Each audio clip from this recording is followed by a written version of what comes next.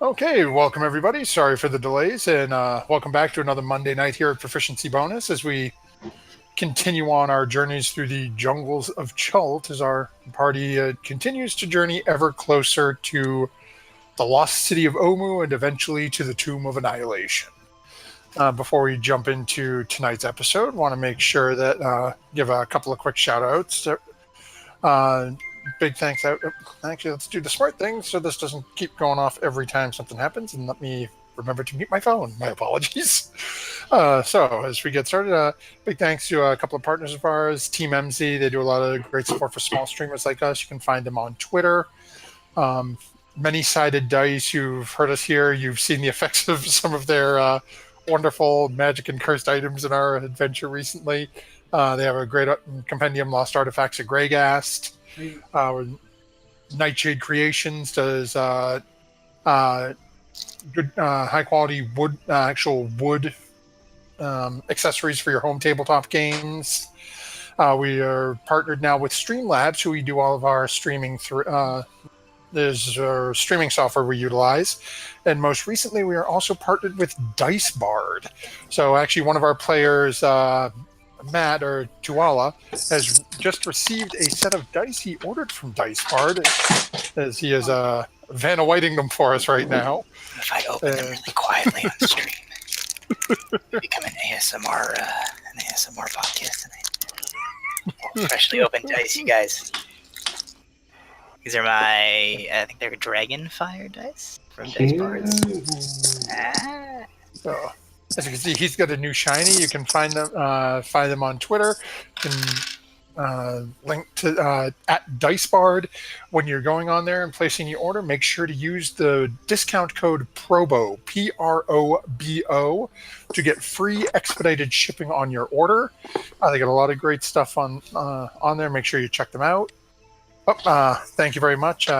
!DiceBard will show you their website as well as the discount code.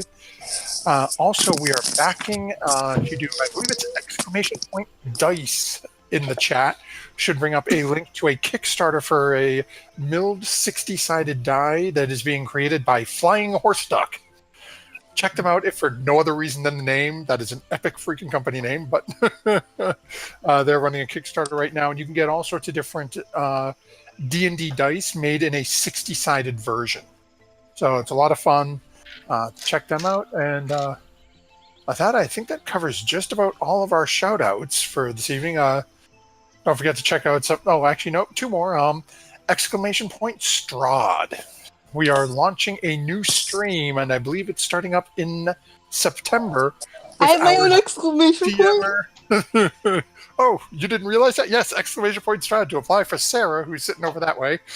And she will be DMing Strahd. Are you doing it Sunday nights, Sarah, I believe? Yes, Sunday nights.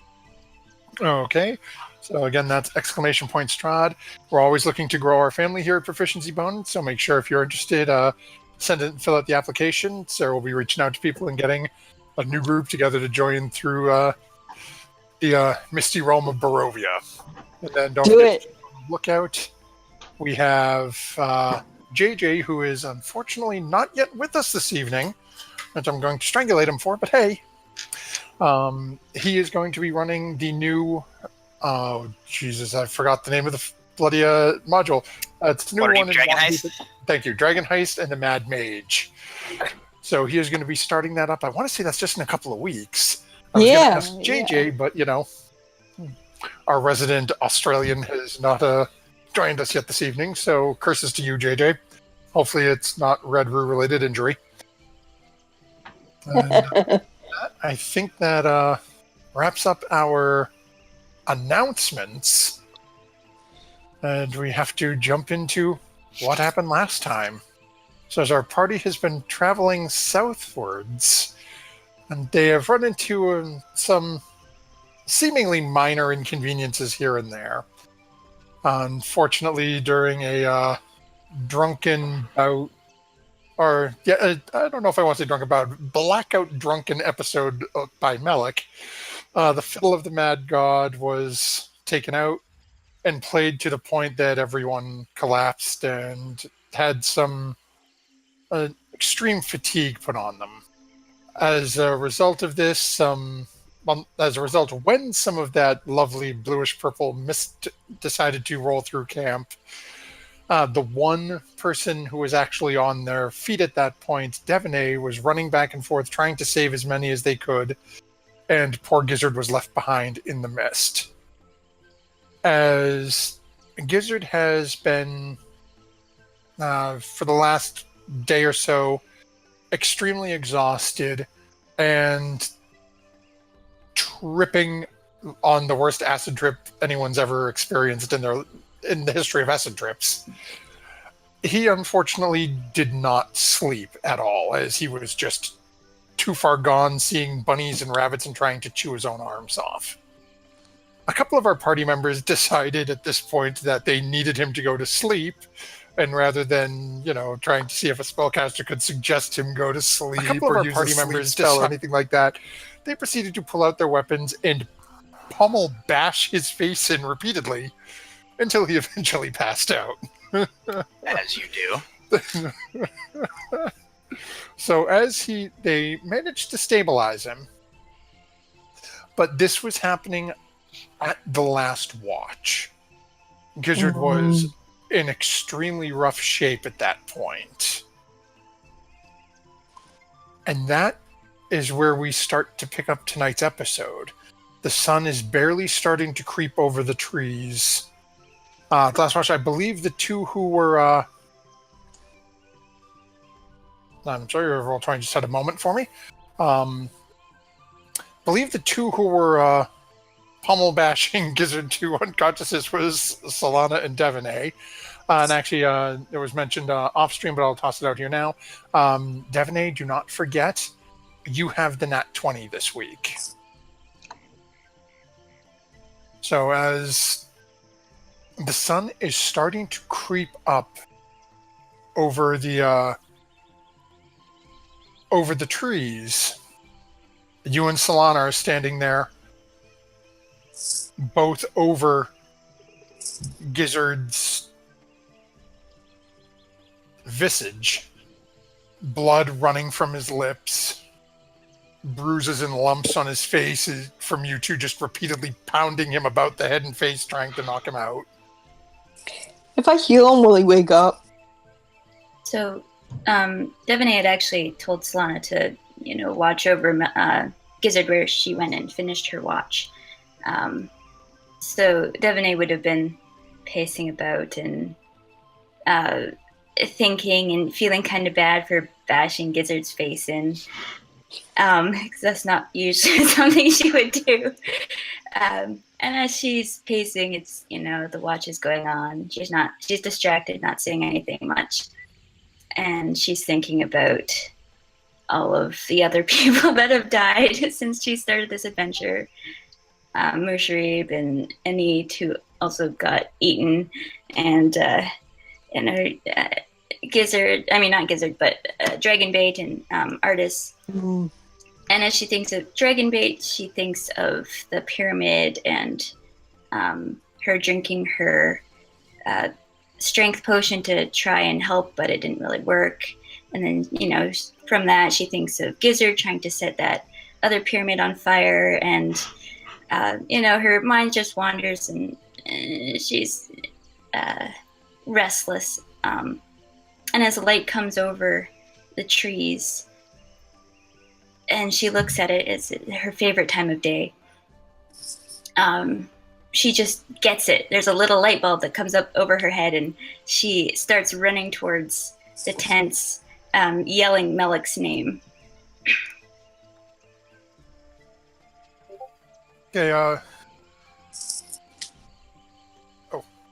Whoops. Give us just a moment here. We pulled something that happened on Friday. Don't mind us randomly spamming. Okay. Silly. We're having a moment. Let's just hope that doesn't get noticed, or it's going to get a little spammy in here. For those who have no idea what we're talking about, good. Okay, so Melik, go ahead and make a perception check. Okay, so Wake you up. do in the foggiest. You do because you guys are still actually. And let me adjust my counts here. Okay, so And everyone Devaney else. is shouting and like sprinting towards the tent. So if he doesn't hear it the first time, hopefully he'll hear it when she's like on top of him shouting. Yeah, it's not going to do much. I'm just checking. Give me a second because I have numbers, but I did not keep my page out where I know what those numbers mean for exhaustion at the moment. So give me just a second. Okay. You're all still very tired, right? Yeah, it's all of you, with the exception of Devaney and Gizzard, are at 3 levels of exhaustion. Yeah, Gizzard's close to dying. If I heal Gizzard, will he wake up? Go ahead and make an wisdom check. You're a wisdom-based caster, so 5 is where you lose the ability to move, right? 5 is at 0. So literally, all of you are at 3. Well, my Gizzard paper is says 5. Well, right, you were at 5. Then you took 1 rest. I got woken up the first time. I'm trying to rest down from 5 to 4 right now. Oh, okay. Yeah, I'm at 4. Thank you. I forgot to. Yeah, you're all at 4. These are my notes for tonight, not from last week. I apologize. Yeah, so you're all at 4. So you have disadvantage on attacks and savings and ability checks. Your speed is halved and your hit points are halved. Ooh, That's right, hit points are halved. Everybody was. Everybody got woken up during that first watch. Ooh, we don't have to fight anything. I mean, I didn't point that out to the DM. We're all at 3. But either way, it's with Melik's role that is good enough to know that. Solana, you're really not sure. Okay. You could heal him, and you're not sure. You know he'd feel better. And I'm gonna leave him asleep and bruised and bloody. Okay, so as Devaney is charging in at Melik's tent, everyone else is starting to wake up as Devaney is screaming bloody murder running at Melik's tent right now. As everyone is starting to get up, I want everyone, including you, Melik, go ahead and make a perception check. Oh, yeah. How am I listening to a podcast? Okay. Anyway, perception. I'm so confused right now. I've never heard of this podcast thing that Oh, yeah. Solana speaks of. Wow. It's an iPad. Okay. So as everyone's coming out of their tent, and so Devaney and Melik. We'll start with you. Melik, you wake to the sounds of Devaney shouting, and as you're starting to get yourself together, her form bursts into your tent. Waking up, he's thinking, like, I have no idea what this could possibly be about. There are much more capable people at this camp besides me. Hey, Devaney, you called? Devaney like skids to a stop, takes a deep breath. Okay, we need you to use your charm on Gizzard. I don't understand how me being any kind of charming would help him at this point. No, the charm you got from the lizard lady. Gizzard's dying and he's gonna die if you don't use it, I'm pretty sure. Oh, that. He's gonna reach into his pockets and just like hand it to her, and it's like, why don't you go ahead and use it? Last time I used it, it didn't even work. Is this do I have to attune to this, or is it just a charm? Would we know this? I don't remember. Yeah, let me check. I can't remember the thing on the charms from Southern Baza. God, that was the one I had to go. Righteous. I'm just gonna flip. I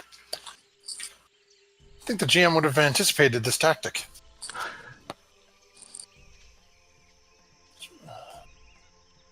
Where are we, Orlunga? Come on. There we go. Okay. Fine. Yeah, let's talk with them.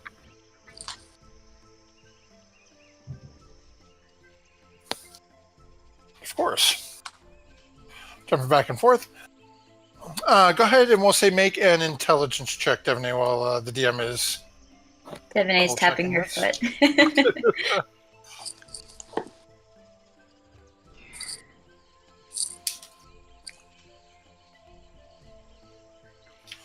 Okay. Well, for argument's sake, we're just going to say no, you don't need to, because the DM can't find it at the moment, and that's a pretty dang good roll. So, we will just say no, you do not. Now, as you come charging out of this tent, at this point, as you're running out, Tantrum and Quen, what would you guys be doing as you're coming out of your tents?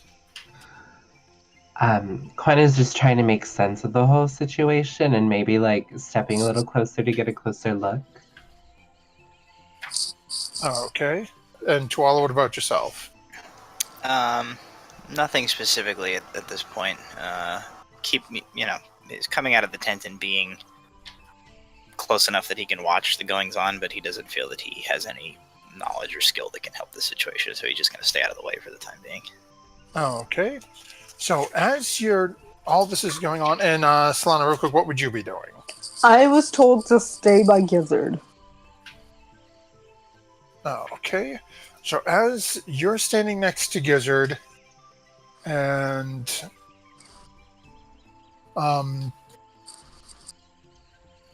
everyone's coming out. So what we're going to do, specifically because you were given direct instructions to keep an eye on him, I'm going to treat your roll as a straight roll. Okay. As everyone is running around, Devaney is in talking with Melik. You guys are, everyone else is coming out of the tent, and you're watching Gizzard. Both you and Quen watch as you can see Tuala taking a couple of steps forward. You can hear the somewhat loud conversation going on inside Melik's tent. And then as Quen, you're looking at Gizzard, and Solana, you're looking, and the both of you have this moment where your eyes sort of meet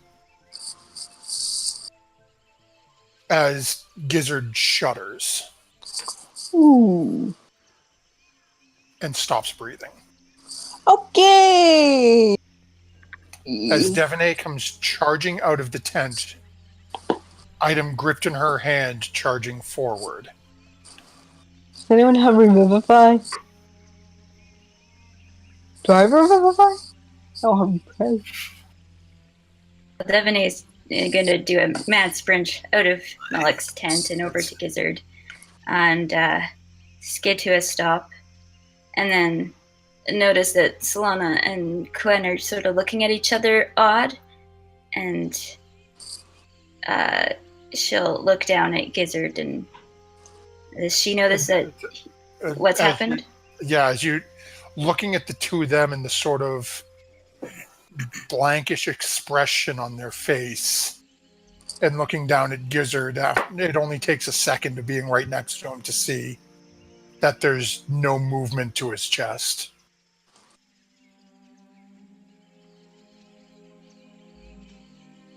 So Devaney will actually crouch down and, take a closer look and look between the two other spellcasters. And can either of you do something? I can cast that. Milik at this point has poked his head out of the tent and is kind of slowly coming over to see what's going on. No, you can't. That's not a druid spell. That's not a druid spell. Let me put it on my sheet. Damn it. It's not listed in the handbook under druid spell. Okay. I think it's a Xanathar spell. Hold on. No, it's in the player's handbook. Yeah, so it's unless a player's Oh, is it? Yeah. Yeah. Let me make sure. I'm pretty sure it's player's handbook. I just thought it was wizard and cleric, or I think it's only cleric or paladin if I remember. But Cleric and paladin. Okay. What if, has he been making like death saving throws this entire time then? That we've been noticing? Like, because I could heal him. I have Fantasy Spare the Four is Dying. not CPR? Go ahead healing and I have. any of you who are looking at, go ahead and make an we'll call this a medicine check. Oh, you've got spare the dying. Mm-hmm. Is that good? Okay. So Devaney, you would know this immediately. And actually, Quen, given it's your spell, I'll tell you would know as well that all this would do is stabilize somebody who's is bleeding out. Mm-hmm. He was already stabilized after getting pummeled. Actually, you weren't awake for the pummeling, so. Yeah, this might be different because it's a natural death. As Devaney, you would know looking at this that it's literally his body just gave out. With my medicine check, would it be possible with my storm aura to deliver an electric shock to the lizard man, to the tree demon, and briefly restart his heart long enough for Metal Elf to do whatever it is she wants to do? With your check, you're really not sure. So he will say this as everybody's like starting to panic here. He says, if it will help, I can shock the tree demon. So can I. If you don't want to go into a rage. I'm just saying. He bit my foot. It should not be an issue. Okay, you can do that then. And Devaney, looking between Solana and Quen and seeing that they really can't do much, she shrugs and I can't hurt at this point. Okay, so he specifically is kind of looking to Devaney, and when she like gives him the go ahead, she's like, I shall try it. So I would like to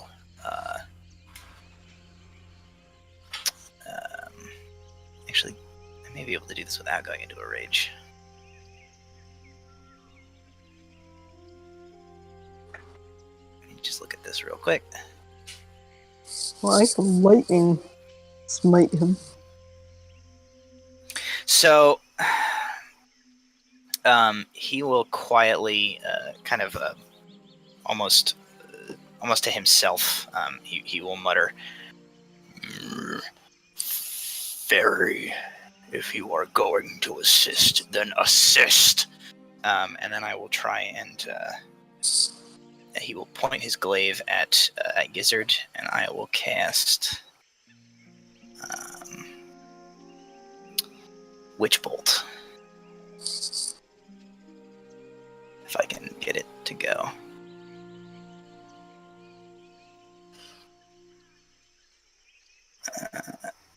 There we go. Oh, I do have So invoking the aid of the creature that had offered to him, he calls on it to lend him the ability to jolt Gizzard with some electricity.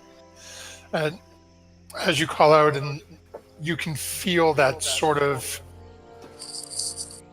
odd tingling on the back of your spine. And as you watch, as this pulse of energy seems to travel down the haft of the glaive toward the blade, in the back of your mind you hear, I thought you'd never call, but alas, I fear this one has already left you. And as you watch as the bolt darts out from the front of the glaive, it crackles across the front of Gizzard's body, but doesn't seem to take any effect. The body hardly even moves. No, this ain't happening. No, he's not doing this again to us. No. I'm just gonna heal him. Can I just heal him? Solana, he's gone. He's not. No, he's coming not. back. That's stupid. He's stupid. Solana, you would know better than any of us the cycle of life. No, I don't. I don't know Well, anything. Twilight curses and throws his glaive at a nearby tree. And Devaney's Point gonna first. hand the charm back to well, go over to Melik if he's not standing by and hand the charm back. Thanks. Melik I is wasn't fast enough. dead-faced at this point and just says, "Keep it." What's the charm? Charm of restoration, I think. I want to fly to Australia. What check is that? Survival?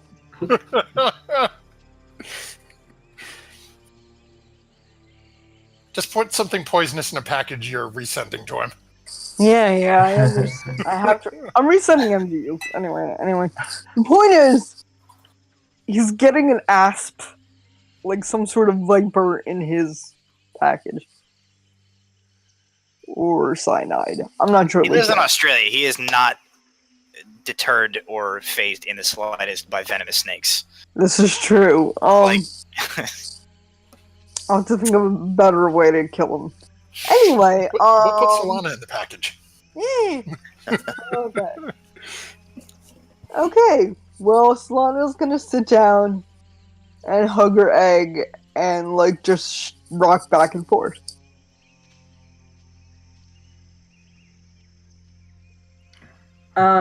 Is Devaney still standing next to Melik? Sure. He's gonna kind of whisper under his breath, like, "Is this my fault?" I don't really think it's anybody's fault. Or Did I it's hear all that? of our fault. I was too slow. We didn't time up. We played the fiddle.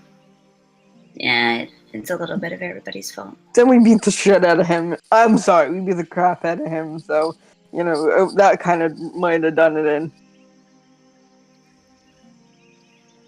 Sana's gonna have PTSD from now on. So, I'm gonna write that down as a character trait. Okay. And Devaney will... Are you sure you don't want this back? It's yours. Seriously. All right. I think you can I'll do hold better on. with it than I did. I'll hold on to it for now.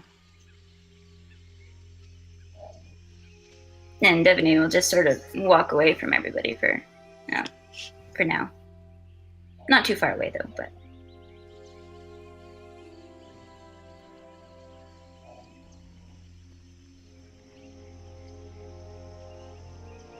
Okay, what would the rest of you be doing during this?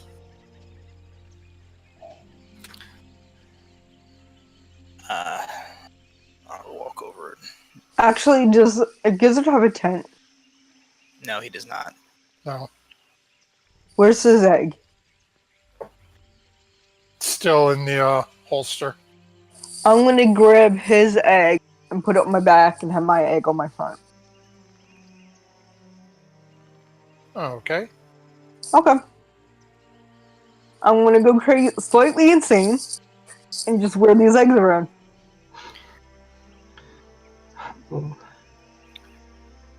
I will remove my glaive from the tree where I threw it, and with my hand axes begin to carve a hollow into the side of a sizable enough tree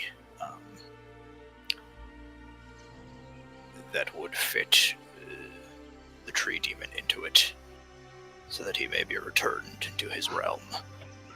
He's not a tree demon. He's a lizard. Oh, never mind.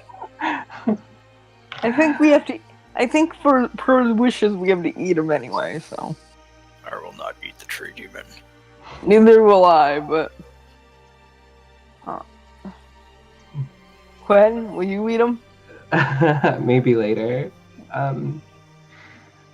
Quen's in shock. He's gonna excuse himself and just kind of wander in a different direction. And what's gonna happen is he starts cycling and his eyes flash green and he starts jumping around and grabbing things and shouting and laughing, but then he'll change and then he's gonna shift to a golden aura and just get really angry at everything, at Gizzard dying, and then after he yells and screams, then he's gonna suffuse into his autumn aura and just try and make bargains with nature and with creatures and with invisible fae that only he can see.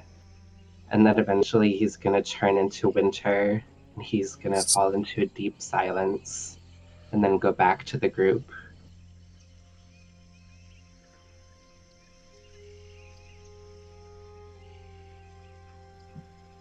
Well, after all of that, that will probably wake up Melik a little bit as he is going to.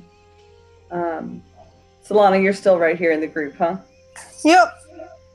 Look at Solana and say, okay. Gizzard's last wish was for us to eat him, right? Yep.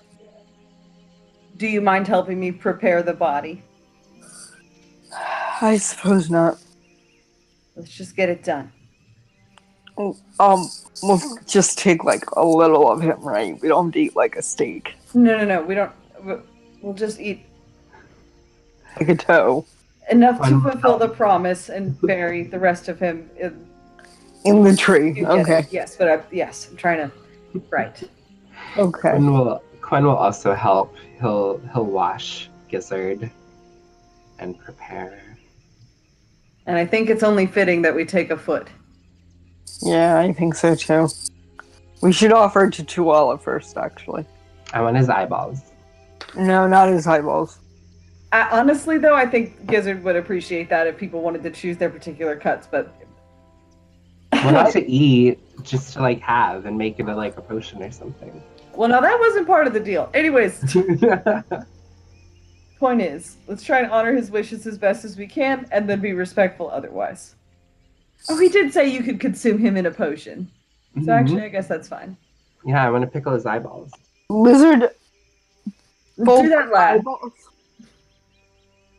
Okay, I won't. Okay. So, Solana, I guess if you want to roll survival, I'll help. Okay. So that'll make it a straight roll. Okay. Quinn, you want to help? Yes. That's So good. I'm in mourning.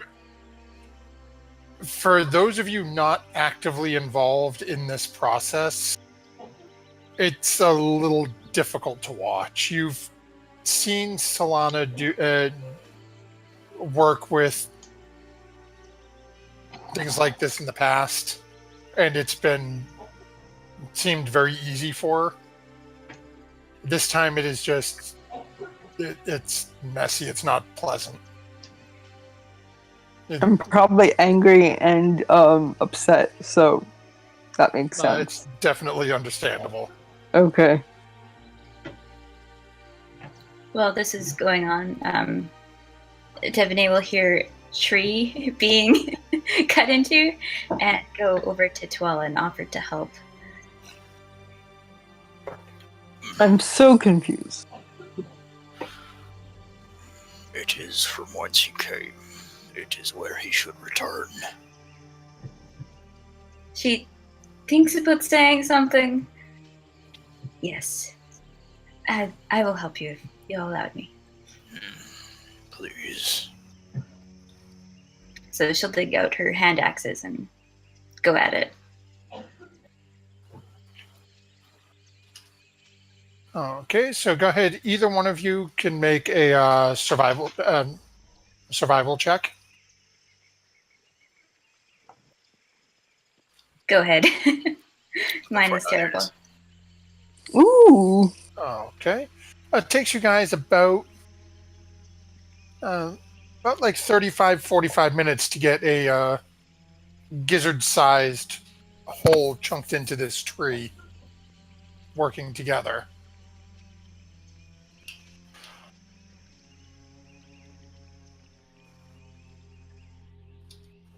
And then, so as Solana, Melik, and Quen, I know you guys said initially you were taking a foot. Quen was gonna take the eyes. Quen, with that check, you managed to get one of them. The other one doesn't work out.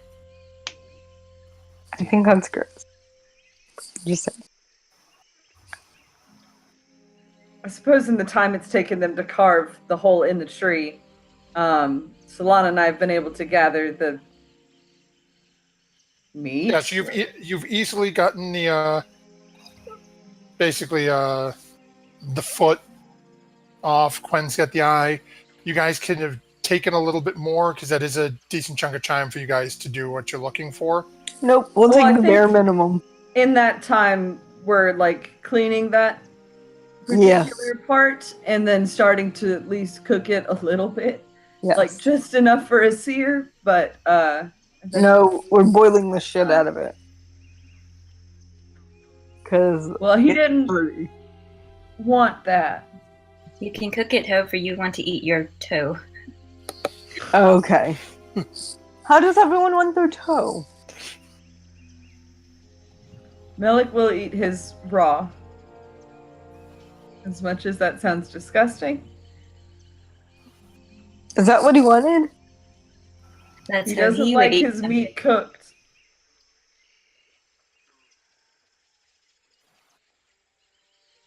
When the time comes, Devaney will try to swallow a piece of meat raw, but whole without chewing it, See, like a bug.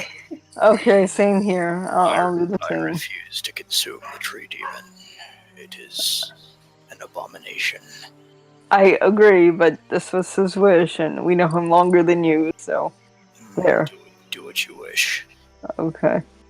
I'm just gonna roast like one of his fingers, and just just kind of just do that. It's a little tough. Yeah, I bet. I should say, any of you who are chewing this, notice it's not. It's a very lean cut of meat. It's for those of you who are just swallowing it. It's a little bit of a gag reflex, but small amounts. You managed to get it down as you had agreed.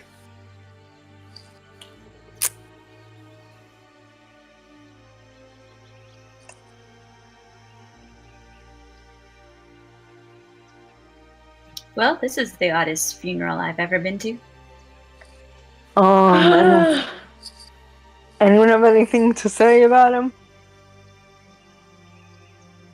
Oh, Gizzard, he loved eating raw meat of indistinct animals and creatures alike. He knew no boundaries when it came to cuisine, and that's what made him fun and terrifying.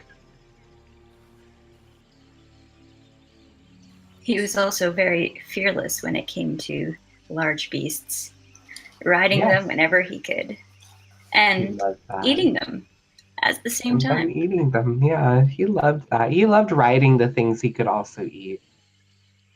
Okay, That's I'm his gonna favorite turn to thing. Gizzard's body and just start kicking him. What are you doing? Oh, Solana. Solana, he's not gonna wake up. No, I'm just gonna kick him as much as I Solana. can. I would like to restrain Please Solana. stop. Yeah, Go ahead. I would like to Go ahead and help. make a strength check. Oh, straight roll now. Solana, are you trying to fight this to keep kicking him? Yep. Okay. So his 13 beats your 4. So you are now restrained. Control yourself. Shut up, you don't know me. You are acting like an animal. You were sounding like an animal. Get off me. I will not release her. Solana, you need to calm I down. will call lightning on Chihuahua.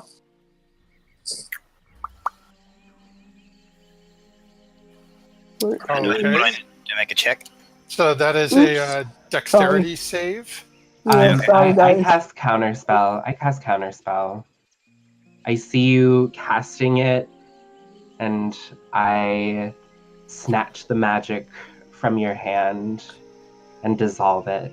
Okay.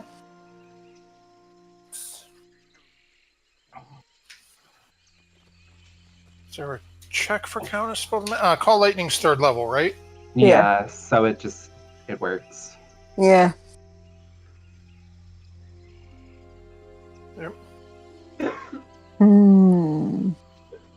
Solana, it's been a rough couple of days for you and everybody. We just need to not get angry at each other. I'm not angry at you guys.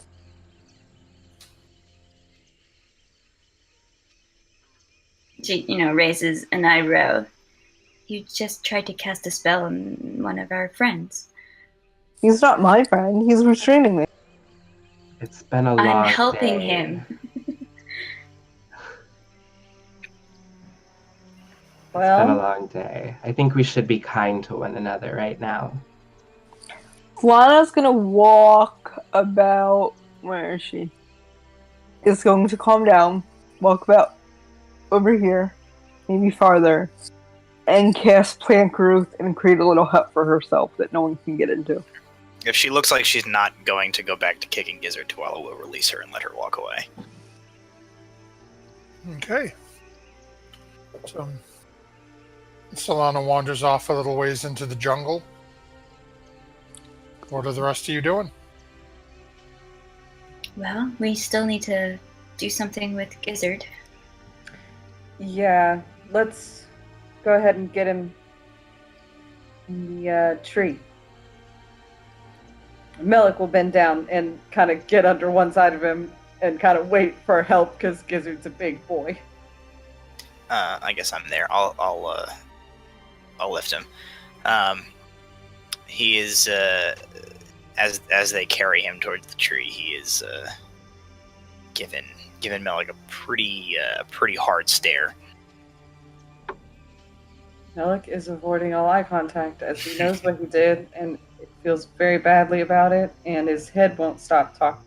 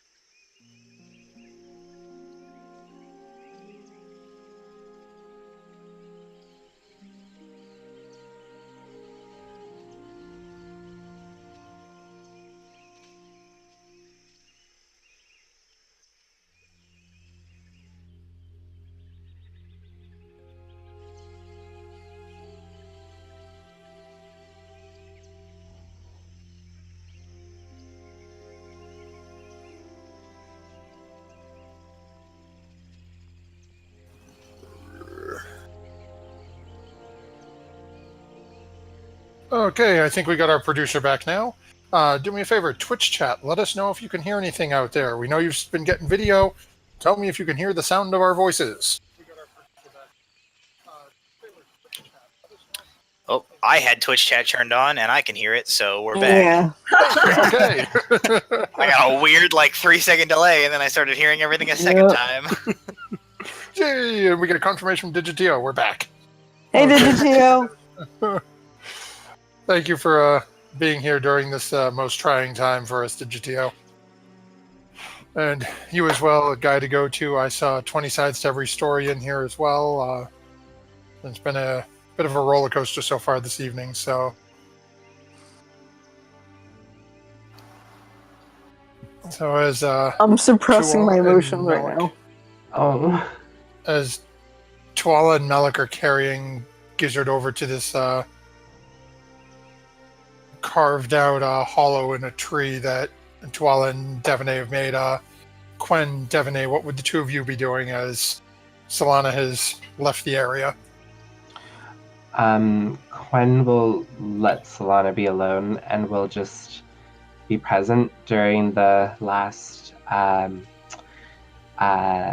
unburied moments that Gizzard has, and will have Chi-Chi just use some druid craft to beautify the area a little bit, make things be a little greener. Devaney will be following along and realizing that Solana probably just needs some moments to herself, accompany them with Gizzard.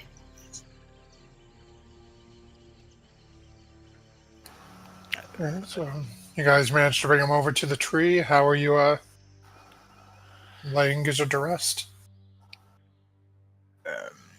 As we place him in, I would like to place one of my hand axes in the tree with him, as I did not have the time to craft a ceremonial spear for him to take forward to the afterlife.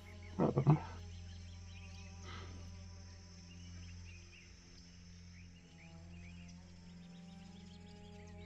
Damn it, JJ, not again.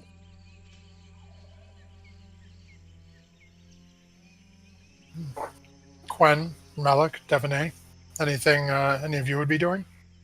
I mean, Melik sees what Tuala just did and is like desperately looking through his pockets for anything he could think might, I don't know, seem appropriate or like continue to atone for what Melik believes is his fault, but he can't really Oh. figure It anything wasn't out. your fault. It was the mist's fault. I'm not there, but Quen will try and find a fragrant flower, just one, and will say, well, maybe this will be the perfume that Gizzard was looking for before he passed. And then he will put it inside of the tomb, and that'll be that. Devaney will dig in deep in her pack and come up with a red feather and place it in the tree with Gizzard and say, in memory of the time you tried to light somebody's house on fire. At that point, Melik will kind of like shout a little bit under his breath, like, "Oh, I know," and he'll run over to Stephanie, take out his dagger, and literally hack a chunk of Stephanie out of the side of it. Oh. oh, And once he's got that, we'll run back over to the tomb tree and put that chunk of Stephanie inside of it with him and say, like, this is what you made and the gift you gave to all of us. I'm going to give it back to you as you go. And some snake meat for the road. And a snack.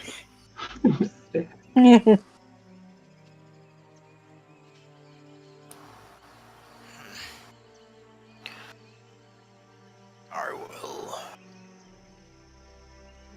move from the tree to... I don't know, she's super far away. Where is she? Oh, she's over there. I will move to within calling distance of Plant Elf, and I will say... So go ahead and make a perception check. Okay. As when she went off into the jungle, she used plant growth to literally surround herself. So she's... And Solana, go ahead and make... are you doing this specifically to be left alone? yeah. Go ahead and make a stealth check. To see how well your plant overhooded. Yeah.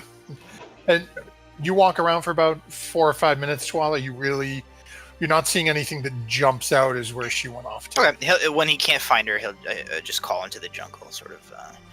Plant Elf, we are laying the tree demon to rest. If you wish to say your goodbyes, make your peace. Perhaps Nope. grow No answer. grow the plants. Do so now. And then he just looks away. No answer from Solana.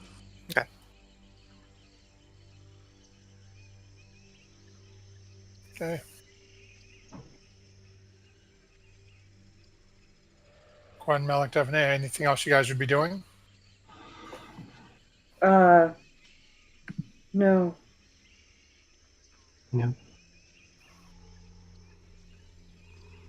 Okay, so with that, Gizzard's body's been set into this carved open cavity within this tree. You've all left your offerings. With Solana not coming back to like plant growth of the tree closed, Tuala will then spend some time and essentially just shovel like kind of dirt and underbrush and various like detritus into the tree to sort of pack the body into the tree. Yeah, Melik's gonna help do that.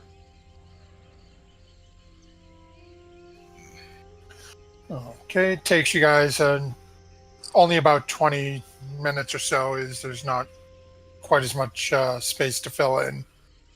It's fairly obvious it's something that was disturbed and placed there. Now, for just unfortunately a mechanical question, are you guys burying him with his pack, or are you keeping his pack? At least for Tuala, he would not take anything from the body. It is his custom that the warrior spirit goes to the afterlife with essentially what they're buried with. So he would not remove anything from Gizzard. I only took the egg, so. For the first time, Melik is not moved to pilfer. Yeah, definitely. Would leave it alone as well.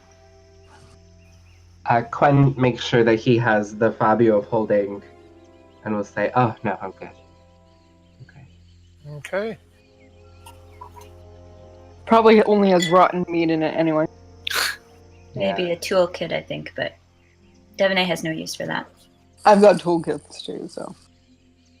Like a wood carvers and a leather workers, so. Yeah, so I guess I'm we can good. just leave it alone. Yeah. As always, Gizzard is placed inside the tree. At this point, the remainder of the day is yours.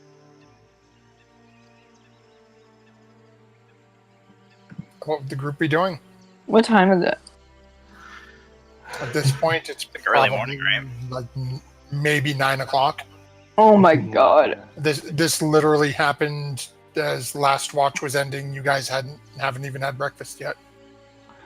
Quen will attempt to make breakfast, even though Solana normally makes it.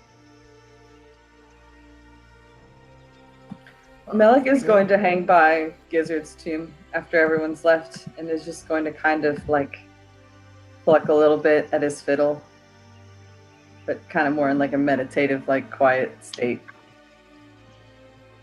At this point, I think we can remove these, but I would like to Oh, seek out okay. Metal Elf on her own when I have the opportunity. like this lovely little orange tree there for him. Aww. Well, instead of eating, she'll try some of Quen's breakfast, and if it's good, she'll keep eating it. But if it's not, she'll just dig out some jerky. Do I need to make do I need to make a check for that? All right, go ahead and we'll call this a Constitution check. Let's see how you like it.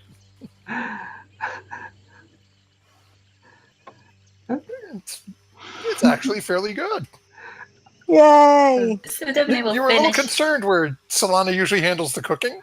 And you really, I don't think Quen's ever actually cooked. It might have been once, and it was just really rough. Guys didn't have much to use at that point. But this actually, you're enjoying it. So being a little suspicious of what she received in her bowl, she'll, try it tentatively, a little bit on her, whatever she's using as utensil. And Spork. yeah, Quinn, this is actually really good. And she'll clean out her whole bowl. You should Oh, cook more wow. often. Oh, thanks. I think I over season food, but I just stick my foot in it and it just tastes great. Well, it does taste great. Thank Like you. foot? Yeah, I just get the pot and I just stick my foot in it.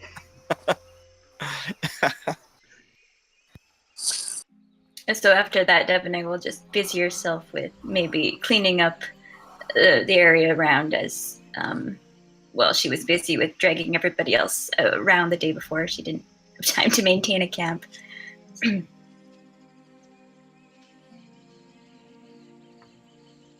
So I at some point during this, whenever he kind of gets the chance, like Devaney is sort of off on her own, Joala would approach her, and he would say, "Metal Elf, a moment." Sure.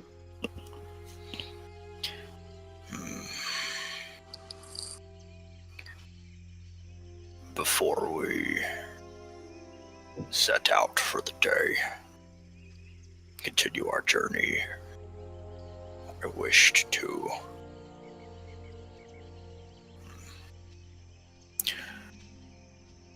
let me restart. Take your time. It is unfortunate that we lost the tree demon. But if not for your actions over these past 24 hours or so, many more of us would not be alive right now. Among my people, it is customary that a name is given based on personality, profession, things of this nature. I believe that your actions these past day have given me greater insight into your character. For that reason, I wish you to know you are honorable and you have my loyalty. Guardian. And he reaches out an arm to kind of clasp arms with her. She'll respond. Thank you. I wasn't fond of these people when I first met them, but they've grown on me. And I know that not everybody yet trusts you fully, but I do. It is the true spirit of a protector and an honorable warrior to do what is right, despite personal feelings. I am glad we were able to have this talk. I am concerned for the plant elf, but for now, we should keep moving. Should we look for her or let her come back on her own? You know her better than I, Guardian. Do you think she is likely to return in a timely fashion? Or will she, he kind of looks around the area, continue to sulk until we retrieve her? Well, it's still early, so if she does not return by lunchtime, perhaps some of us can go and look for her. Very well. I shall leave you to your goings on. And he'll kind of go off and leave her to her business. So this is all going on Solana. Yes. First, plant grows itself a little dome shielded world to reside within. Mm-hmm. What would you be doing within your little she's fortress? she's like totally lost it right now. She's like counting blades of grass, like between her toes, and like looking at the sky and trying to find clouds between the leaves of the plant she created. Like she is not having it. She's like at a total break from reality. Go ahead and make a perception check. So, I don't know why I keep closing this. Okay.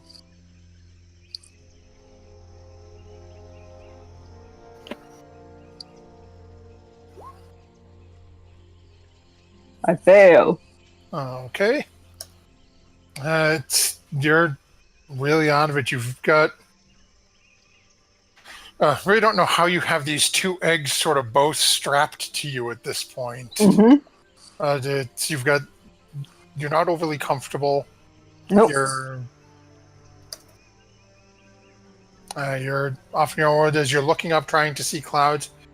You really can't even make out the sky. Everything beyond about 10 feet from you. You seem to just, it goes almost like you're standing within a bubble inside just a bank of fog or deep gray clouds. Okay.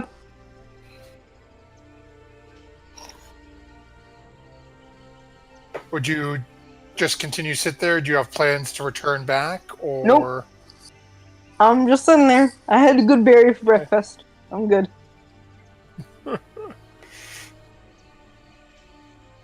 Okay. So that brings us to the rest of our group, who is Devaney is currently starting to take care of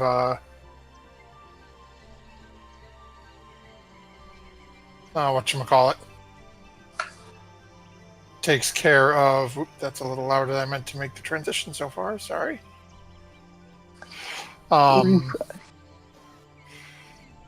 As the rest of you are sort of taking care of camp, it gets to be just about lunchtime.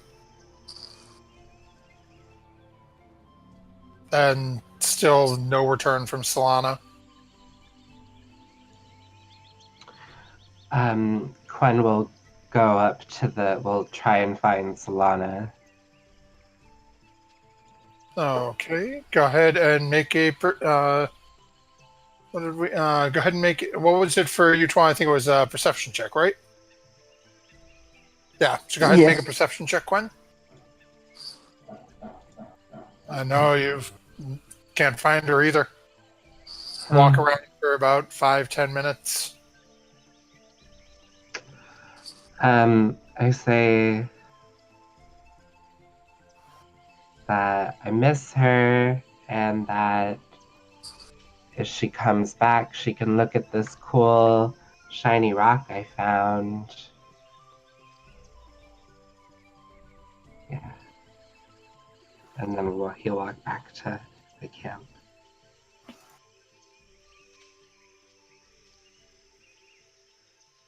Gwen, you had no luck? No. She doesn't really want to be found right now. Maybe we should just stay here another day and let her just sort of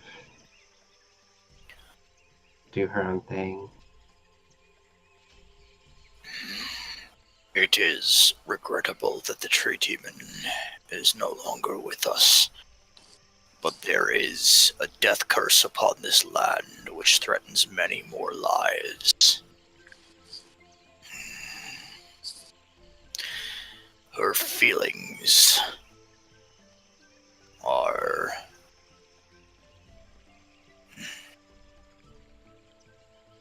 putting more at jeopardy than is acceptable.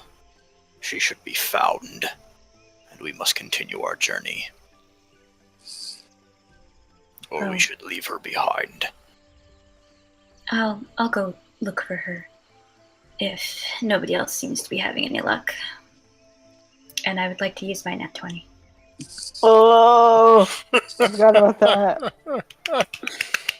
So you walk off. Is And actually, Melik, what would you be doing during this time? Is Quinn's wandered off and camp's pretty much broken apart at this point. What would Melik be doing during all this? I mean, Melik is there, kind of listening to the discussion. Tuala's mentioned about her feelings getting in the way of the goal and stuff. He kind of has an ironic grimace smile. You know what I mean? Like the. But he's gonna be staying pretty quiet. He's in his own mental doghouse right now.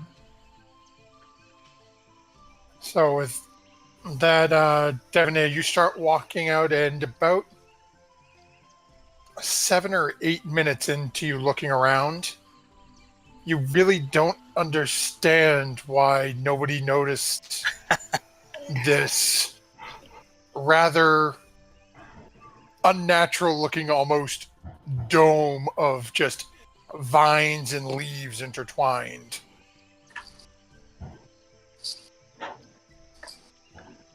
Devaney will walk up to and sort of, I guess, knock on the outside and see if there's a response.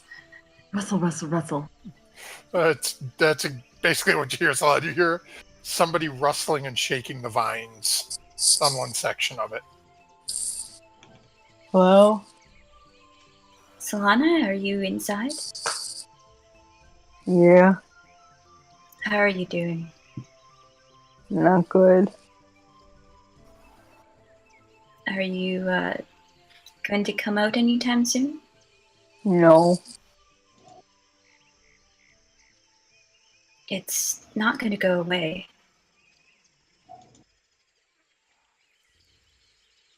Okay. Whether you're in there or out here.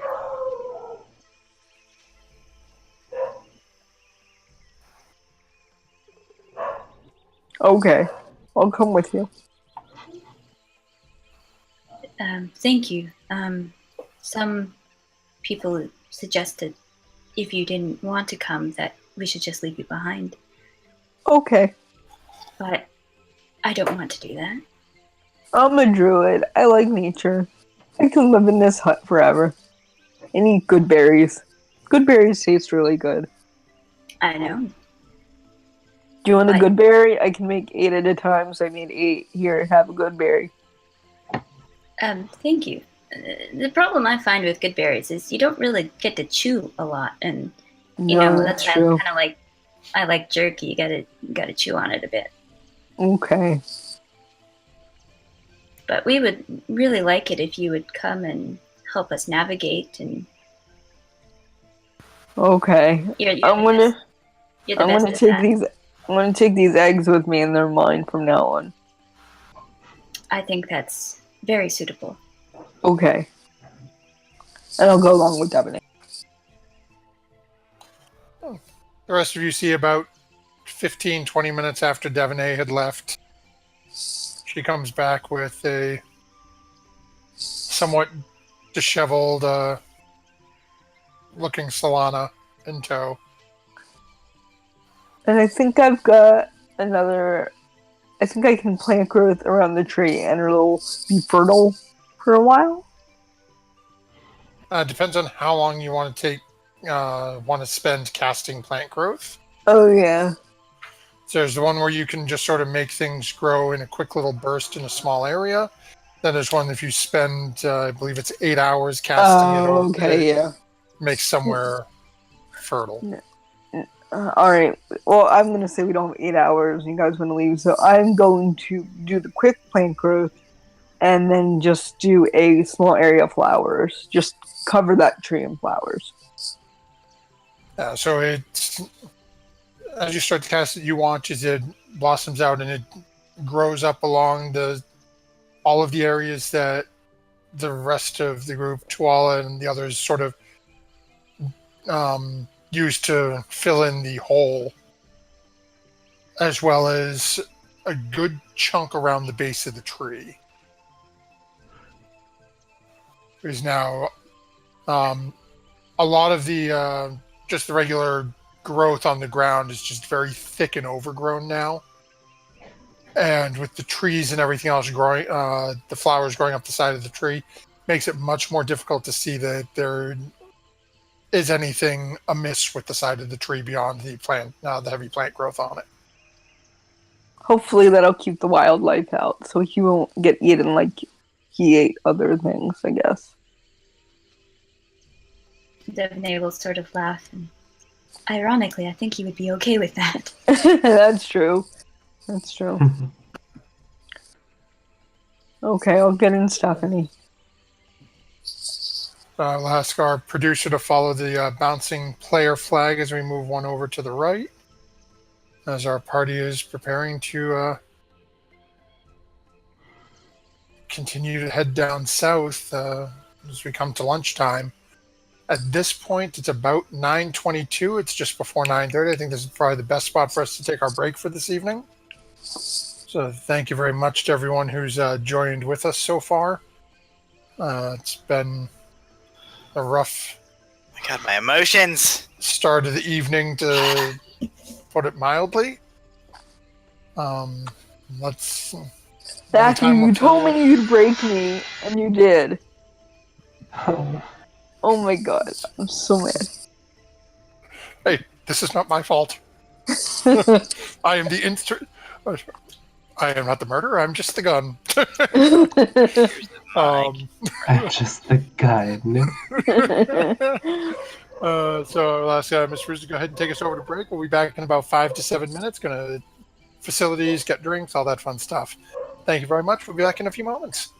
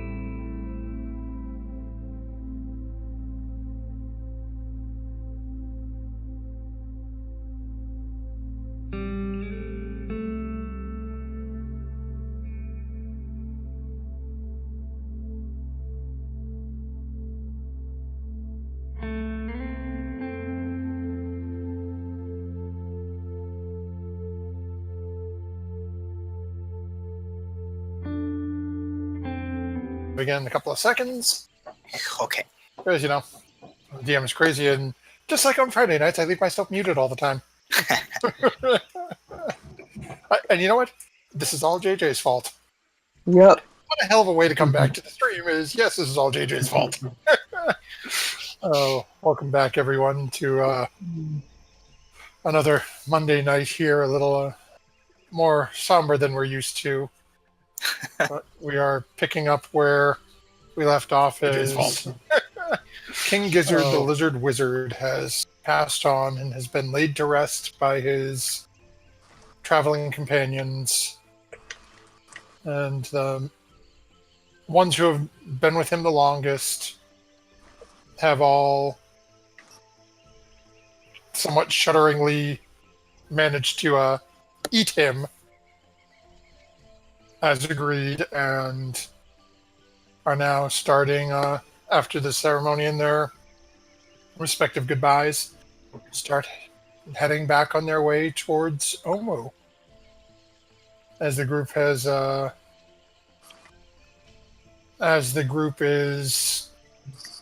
starting to try to work things out. Who is your I don't know if I want to say functioning navigator given the state of the group at the moment, but Nope, not who's functioning. navigating at the moment. Fun will do his best with Bookmark. Definitely will. There you go. Lana, you are very good at navigating. You know what? I don't know. It's just something in the air today. It's blowing really strong. Quinn's doing good. I'm just gonna sit here. That's okay. You take your time. So you guys start continuing out. You've got about half the day left, so no, you're not going to make it as far as you have in the past, but it seems to be, for the most part, the journey doesn't seem to be physically taxing anyone. You're all dealing with things in other respects. What would everyone be doing during the travel? Ollie! Other than morphing into a small Olive. four-legged mammal. Olive's the cutest ever. Melik was sitting next to the crack that he put in Stephanie and was kind of running his hand over it, but then he got some splinters, so now he's kind of picking the splinters out of his fingers. Oh. It's really poetic. Solana will I'll see be honest, this. I really didn't see that coming. Solana will see this and throw the woodworking kit towards Melik to try to sand it down.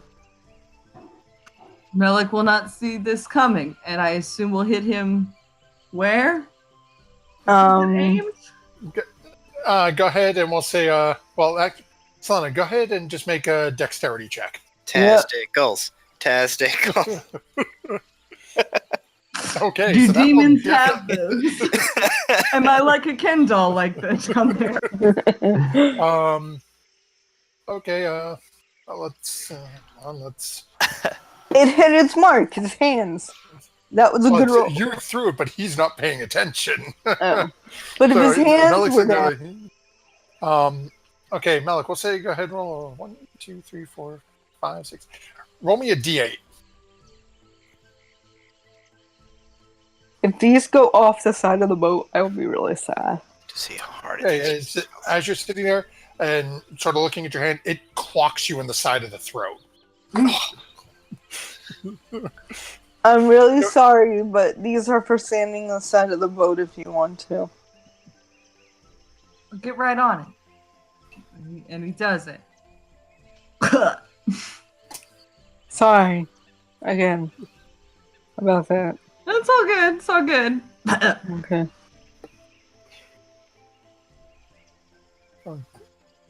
Devin, well, we've got Quentin navigating, so Devonay and Twala, what would you two be doing during the remainder of the day's journey? Just perception to keep scouting. Okay. Debonair as well, sitting in the back of the boat as usual and keeping a watch out. Okay, go ahead and make a perception check. Twala, you're not seeing a whole lot, unfortunately. Ooh, Devonay sees everything. Devonay, on the other hand, as you're scanning over, you're watching Melik picking splinters, sanding the boat. You're seeing the birds fluttering around in the trees.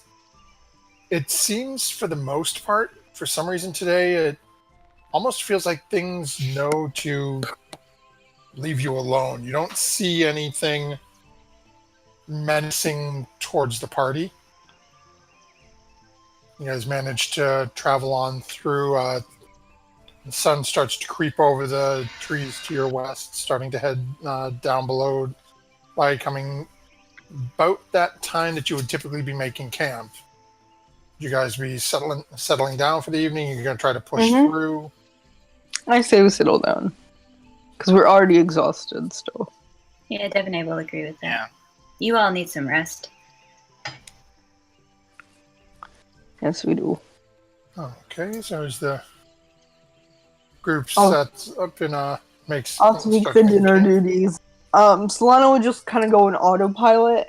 Just kind of go in automatic dinner duties, automatic setting up the fire kind of thing. Just like a repetition kind of thing hits in. Okay. What would the rest of you be doing? Anything?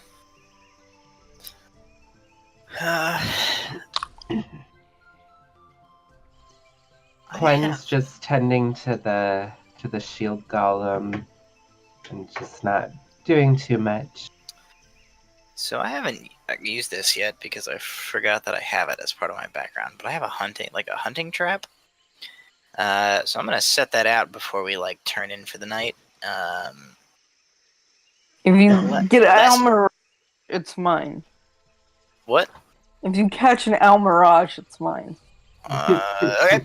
Well, less in a position necessarily on where he would think would be like a game trail or where he might catch something edible. More so as a defense measure in what he would perceive as the most likely path to approach the camp if something were trying to sneak up on the camp in the middle of the night. Oh, Melik used to do that with a bunch of leather. Presume this is like a bear trap type of deal. Yeah, you've got an actual... what Hassan's referring to is Malik set up basically an alarm system around the entire tent using nothing but leather and vine. It was pretty effective. I think. I don't know. Did anything attack us? I believe a boar ran through camp. Oh, that was the first time the boar ran through. Yeah. And then, or actually, was it that or was it the pirate where you got the bag from? Both! I think yeah, that was... Next, if I remember, you guys set that up during the week you made bug That's repellent. right. Yeah. I think you cut what is it, like a snapping turtle or something in your leather trap? Yeah. There was a big turtle that got caught in the trap that we let go, and then the boar ran through, and then the bad man that I played chess with. And I think there was some mist, and yeah, it It was a wild week! It was pretty wild. So The early days. As you guys are getting camp set up, again, Solana's sort of on autopilot. Twala, go ahead and make a survival check. Let's see how well you do at getting this set up. All right. Oh, like I've been doing it for years, boys and girls. Yep. Perfectly placed. You walk for about 15-20 minutes away from camp. You're familiar enough with the way things move around in the jungle that you managed to find what you consider to be a decent game trail and get it set up, and we'll see what morning light brings. I'm keeping the Almirage. As everyone's sort of on autopilot, how are you guys handling watches for this evening? I'll take first. Melik will take second. I would like to Ebony take will second take- with Melik. And I'd like to take fourth. I'll take third. Okay, Carl takes third, Devin takes fourth. Okay, so I need 5 perception checks. Okay, ooh, Quinn, very nice. Okay. August 15, Tomorrow's 16. Okay, Solana. Oh, exhaustion disadvantage. I forgot. That's Devaney is the only one who's not. Okay, And so we've she got crit. that set up. Um,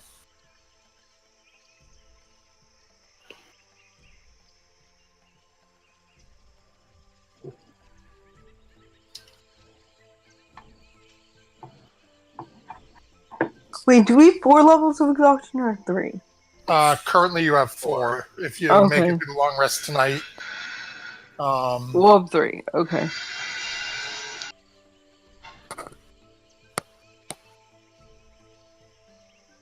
okay.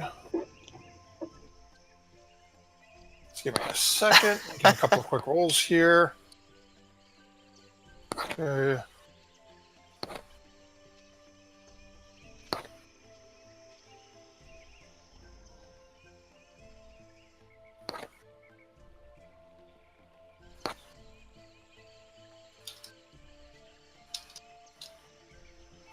Okay. So is you guys get everything set up? Is there anything anyone in specific would be doing during their watch? Humming up my eggs. Like singing them songs. Okay. Before Devaney actually goes to sleep, before the watches start, she's going to find Melik, and depending on where he is, either will whisper or just tell him that it's not your fault, and look him straight in the eyes as she says that.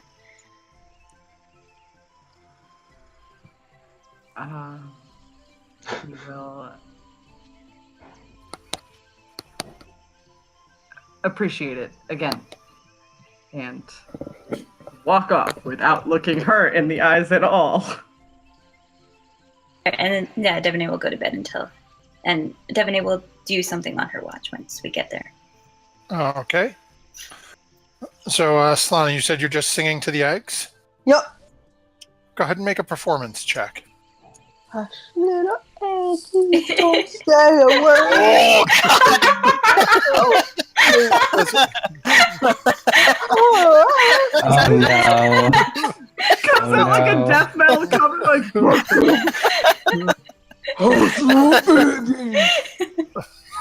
That's how they do it, right? And what's worse is Digitio's comment fits perfectly with what our Twitch chat was saying, as well as this. Is Solana starts singing, and this is alley cat screeching. It's a little rough. But Hush, it's only been a couple of little days. As you're watching though, Solana, through your watch, and you're watching these eggs, and you're, trying to say, and even in your own heart, you're trying. It's just not. You're not all there for it. As you're watching, the 2 eggs next to each other, you see that same sort of pulse of energy from the egg. You haven't seen this in a while. It pulses 3 times. And then goes back to its... I guess I'll phrase it. It's sort of stagnant, just... Dormant. Dormant, thank you. Dormant way. Yeah. Okay. I'm just waiting on them. As the remainder of your watch passes without any other incidents, it comes to be Melik and Tuala's watch. Yep.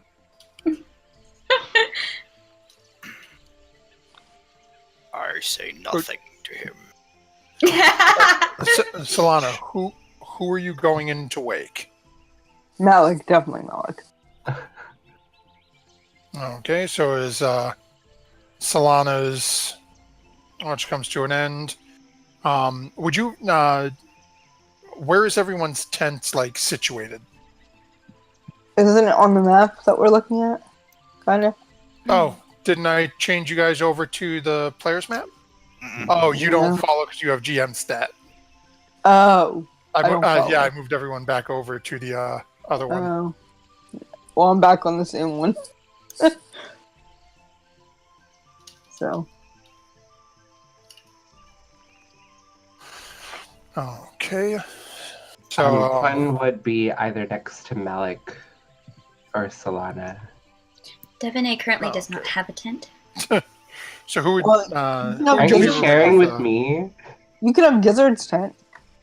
Gizzard didn't have a Gizzard tent. didn't have one. Yeah. You We have sleep under 4. the stars. Oh, Someone was bunking with me. Who was? I think it was me. Okay. Okay. That makes sense. Okay. Just so let's see. Okay. So Solana, you go over to Malik's tent. Go ahead. Malik. Mm, Yes, Malik. yes, gotcha. It's time for the watch, right? Right? Yeah, I tried singing to the eggs and I don't think they liked it, but maybe sometime you can sing to the eggs. Yeah. But at the same time, whether it's technically perfect or not, they're gonna love the way you sing. Just Aw, keep thank you, practicing. Malik. You're the best. And I give him a hug, and then I let him go. Okay, I'm gonna go do the watch. Yeah. Okay, you do that. He is gonna get up and leave the tent and kind of scan the area for his watch partner, who I guess is not up yet. Solana, are you did gonna you wake me up notify? first? I woke you up first. I'm scared. I tried to kill Tuvala earlier, so I don't think I should try to wake him up. Oh my god. Okay. Well, I'll wake him up. Okay, I'll good get it. idea. Okay. Go on back to bed. Okay, we'll do. Thank you, Malik. Good night. Good night. And she's in her tent. Okay, great. Melik is gonna turn back into his tent. Rummage around, set a couple things up, and then get out of the tent, pick up a rock, and on his way out, chuck it into Tuala's tent before slipping into the forest. What? Go ahead and make a dexterity check.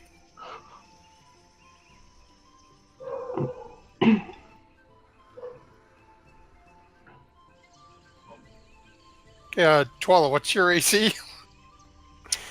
Lower than that, for sure. Okay, Melik, go ahead and roll a 1d4 plus your dex mod. Well, non-damaging rock throw? I don't know. Okay, fair enough. I'm trying not to do more than I already have at this point. Twala, as you're laying there asleep completely, all of a sudden, a rock slightly smaller than your fist lands on your chest. Okay, I'm gonna make a quick wisdom check.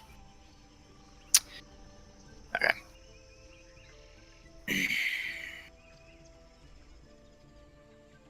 Opens his eyes, looks at the rock.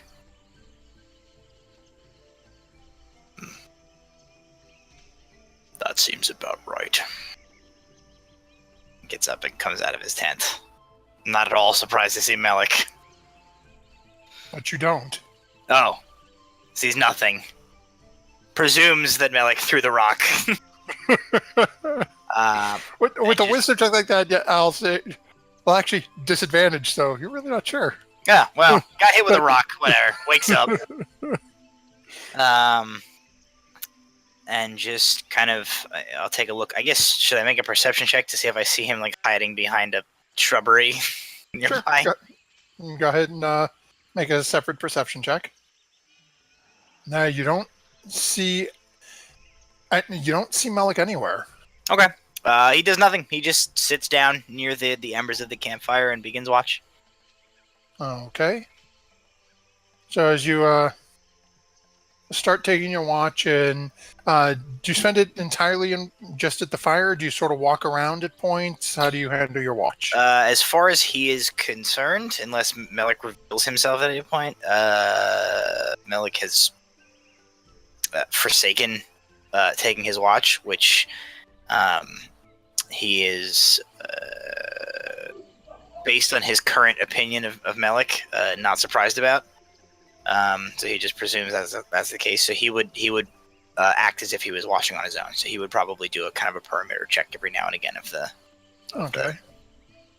So as you're going through your different routines, at one point you sort of cut past in front of Melik's tent, and you see there's a small pile of items in front of Melik's tent. Outside the tent? Outside, right in Okay. front of the doorway. Okay, what do I need to make a perception check to see what they are, or can I just look at them? Oh, yeah, you can just look at it. They're right out in the open. Okay, what are they? So as you look at it, you see there is a folded up piece of parchment. Underneath the parchment is basically just a little pile.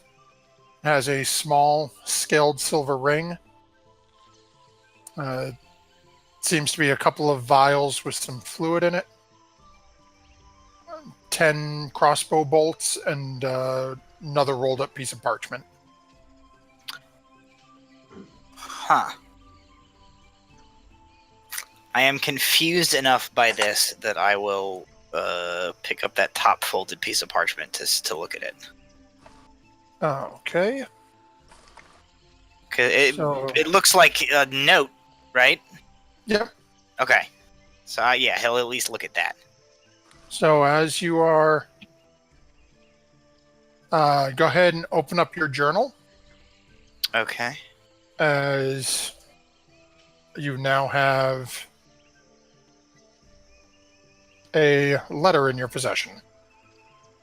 In my journal. Oh, I see it. Okay.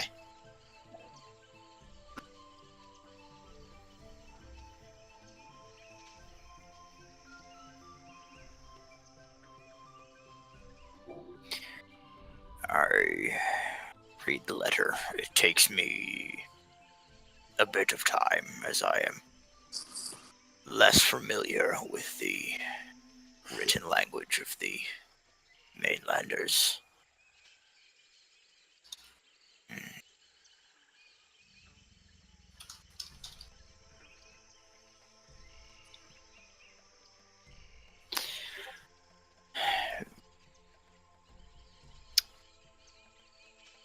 I fold the letter again and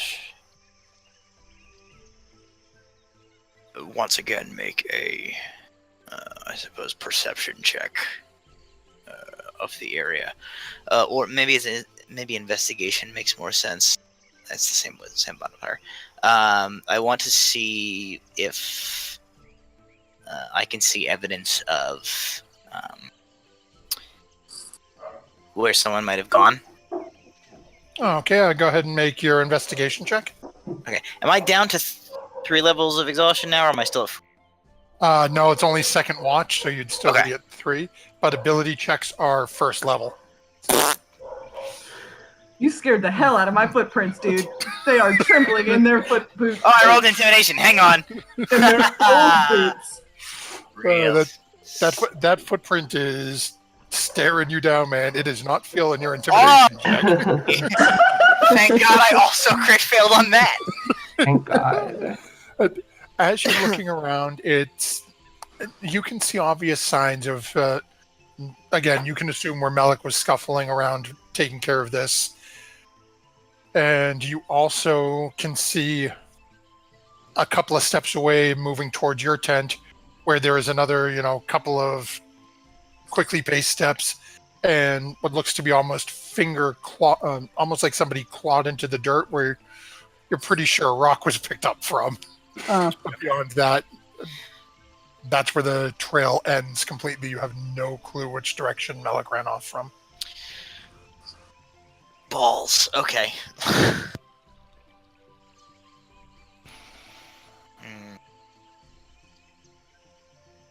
All right. So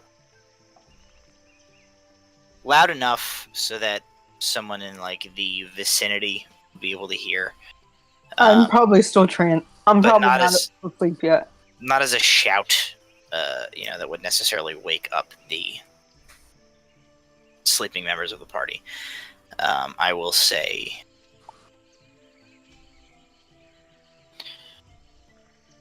fanciful one, if you are within earshot, let us have words before we proceed any further. I'll come out of the tent because If after I'm not at my trance time yet anyway. If after this you feel that you should still proceed as you have written, I will stop you or alert the others.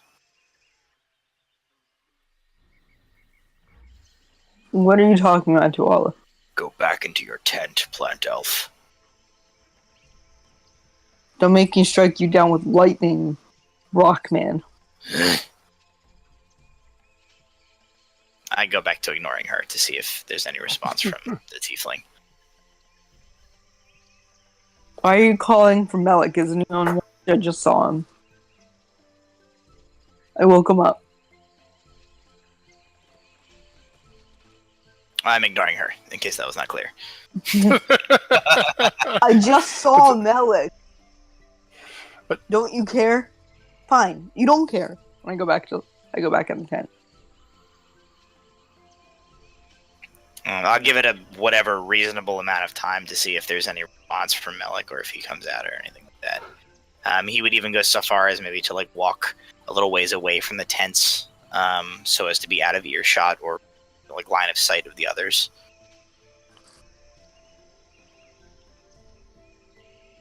Anything? Oh wait.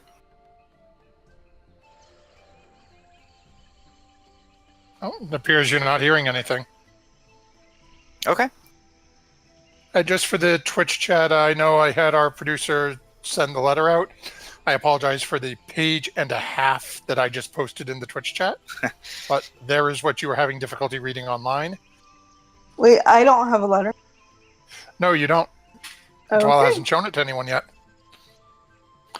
But Michael was kind enough to display it for Twitch chat where Tuala was seeing it, and I didn't want to show it to everyone yet because who knows what Okay. Tuala's going to do with it.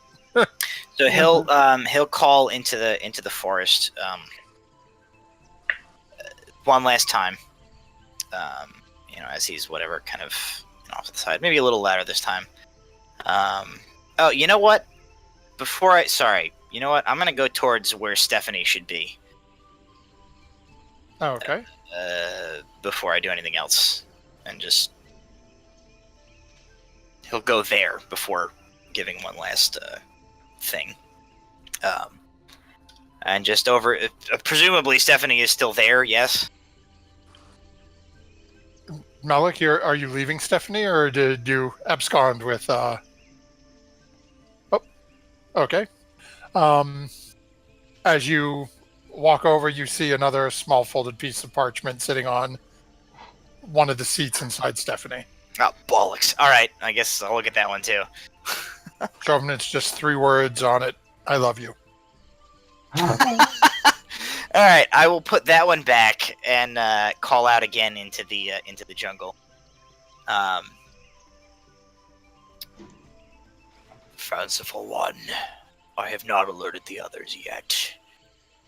I wish to have words with you before you depart. You have my word of honor that after we speak, I shall allow you your time to get a head start or whatever it is you wish. But if you are still within earshot, at least have words with me before you go. And then again, he'll wait a minute or two to see if there's any response. Presumably he would call a little bit louder this time as he's kind of away from the camp and isn't necessarily at risk of waking up. as you wait a few moments and you don't seem to hear anything coming back. Okay. Then at that point, I will return to the campsite, and I will begin waking up other members of the party. Starting with Devaney, followed by Quinn, and then Solana would be last. Tuala, what's going on? Is there danger outside? I just hand the note to Devaney.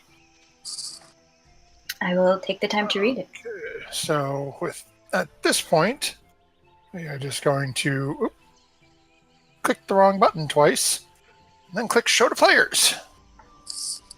Let me know if this popped up on everybody's screen like it should. Yep. Okay.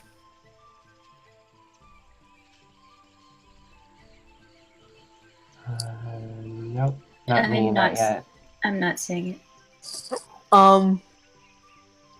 What about now?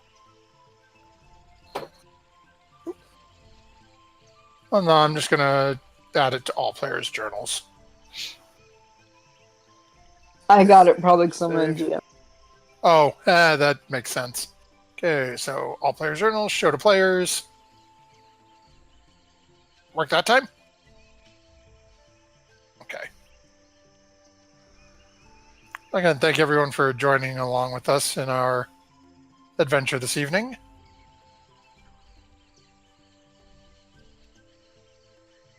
As our party has been going through some things. I'm going to continue crocheting.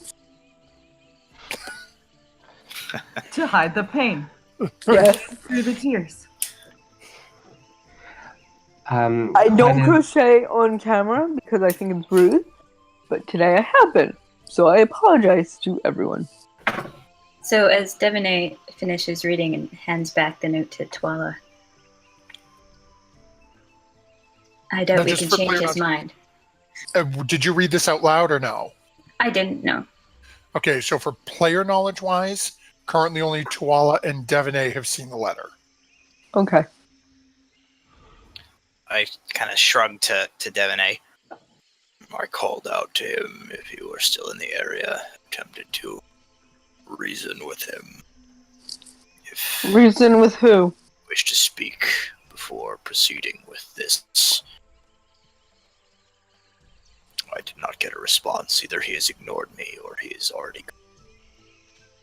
Who's gone? At this point, I will turn to Solana and Quinn as well and just say, the fanciful one has run off into the night. He blames himself for the events of the past several days. Me beating Gizzard to a pulp? No, that was my fault. No, that was my decision, Solana, not yours. You didn't have to help with that. Began with his playing of the fiddle, which began choice to get obstinately intoxicated by the jug of endless intoxication. It wasn't his fault, though. It matters not. Yes, it does to me. Blame. I He don't. kind of takes a deep breath. Mm. The fanciful one has ventured into this jungle at night, alone. There is a significant chance he will not live till morning, unless we do something about it, regardless of blame for the events of the last several days. I think he's got a couple of tricks up his sleeve. Would you like me to send out a Volta? Do what we must.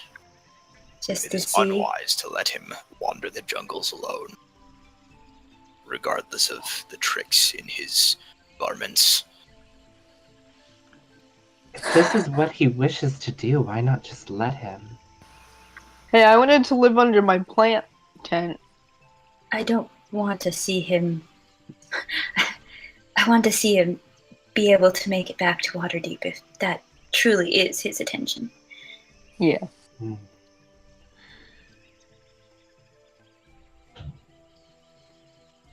I hear Waterdeep has some pretty nice food. I don't blame him. And bars that you can play in. Mm-hmm. I do not know of this. Waterdeep. All I know is that he is currently by himself in this jungle, which I shall point out to those of you who have not lived lives here as I have. Up until this point, the few weeks that I have been traveling with you has taken the group of us together, working as one to ensure that we have not died horribly to the dangers that this jungle faces. The fanciful one is not Fanciful. the bravest or the most sturdy of us. He's brave. Look at what he's doing right now. You are not helping Plant Elf! You are not helping We Rock, must man. go after him He won't be found. sooner rather than later. He can turn Solana? invisible. Solana, would you look for tracks? You're really good at that. No. Well then, I will go out and I will send Avalta to look for him. Honorless. And what will you do Despicable. when you find I him? similarly walk away and continue to look for I will tracks. do my best to make sure he gets back to where he needs to go safely. If Right. he wants to leave, that's up to him. I know you'll make the right choice. I know he will too. He did. Okay, so go ahead and make your check for Avalta.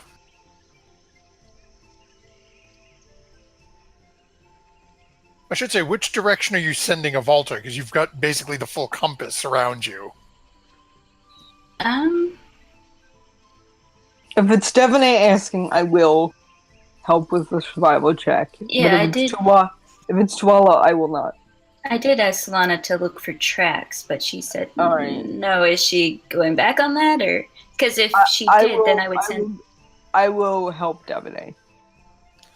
Okay, so go ahead and make a, we'll call this an investigation check. Oh, I can't do Okay. investigation. Does someone else Okay. do investigation? For tracks.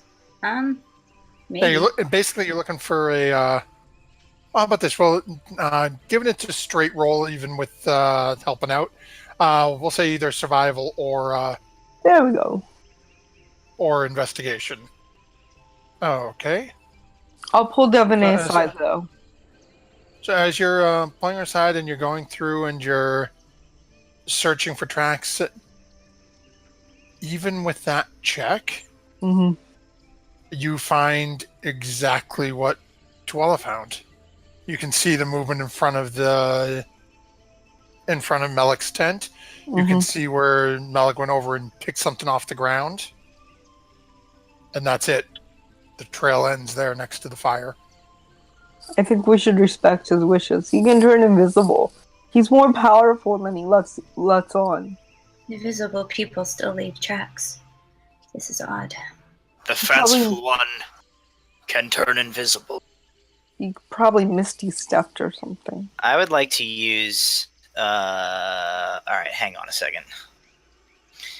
Well, I will send Avalta out in sort of a, I guess, 100-meter Which one is it? circle to see if he can see anything. Okay. I would like Right. to use. Sorry. Go ahead. Tapping into the magical ability of that kind of flows through him. I would like him to sort of hone in on his senses, and I would like to use, if I can make it post itself, Eldritch Sight to cast Detect Magic, and I would like to search for the auras of the magical items, obviously that are around us in the area that would be carried upon the party, and particularly the magical items that Melik would have on himself. Okay, so Just in our, kind of around the campsite. Yeah, and very immediately you're getting beacons of light from basically all of you have at least something on you that is setting off your vision, Tuala. The pile that Melik had left behind in front of his tent, you're getting a beacon off of that as well. As you're looking at it, it is, let me see here. The scroll is glowing, as well as the crossbow bolts. the crossbow bolts Oh, don't sorry, come up they're as, not magical. yeah, Sorry. they're adamantine, and then the scaled ring is coming up. Something that you find strange is you're seeing two glowing but rapidly dimming lumps in the campfire.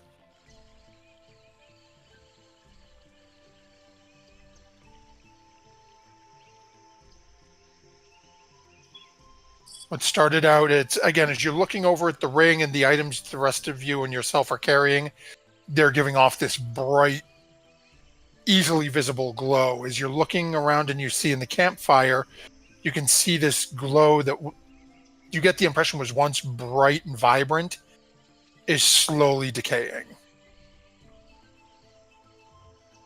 Can't hear you. I can hear you. Sorry. So I don't see not Matt. I don't see like the magical items. An invisible Melik standing in the middle of the freaking campsite this whole time.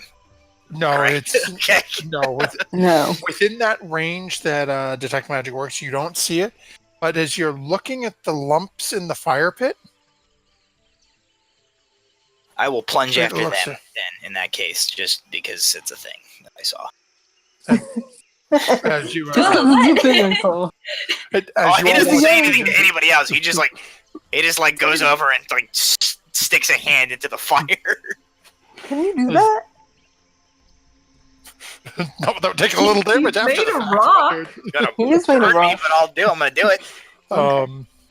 So, as you're reaching in, you are going to take 3 fire damage. All right.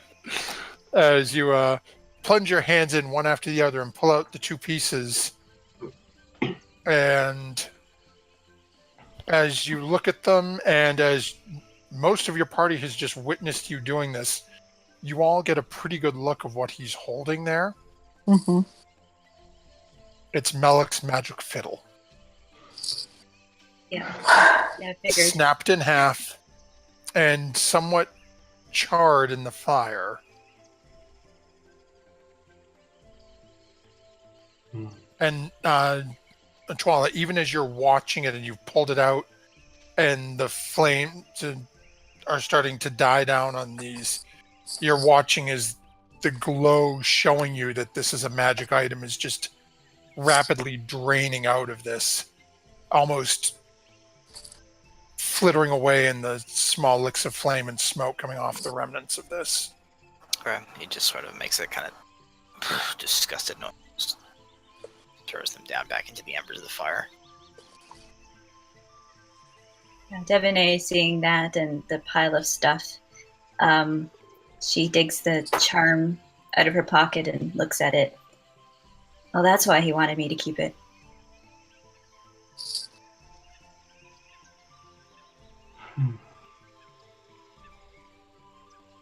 Anna's gonna go to a area and grow another plant around herself.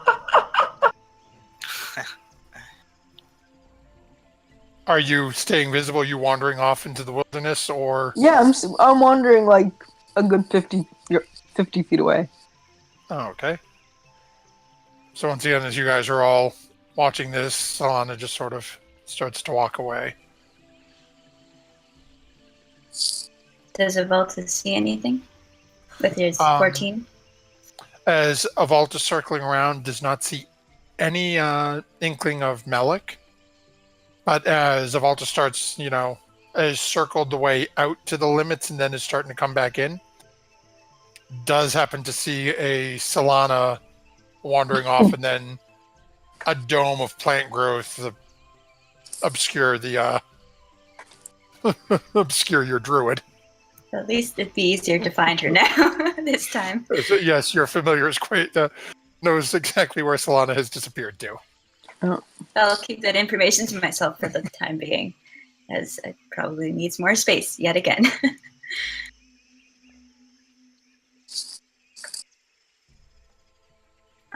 Tuala, I don't think that it's worth it putting ourselves in danger to find him if that's what he wishes. It's taken this amount of measure to go undetected. It is worth nothing to continue to search. The plant elf has proven herself unreliable. We are down to, at best, the three of us. He kind of gives a very kind of frustrated look. Much more of a sense of vulnerability, almost, than he has displayed, and just kind of almost with a defeated sense, just says, "We rest and carry on in the morning. The death curse goes unchecked until we defeat its source. It is unfortunate that we are losing allies by the hour, but I am honor bound to pursue and stop this for the good of this entire land until I draw my last breath." You're right. The death curse won't wait for our emotions to get sorted out. When the morning comes, we'll carry on like we did yesterday and the day before that.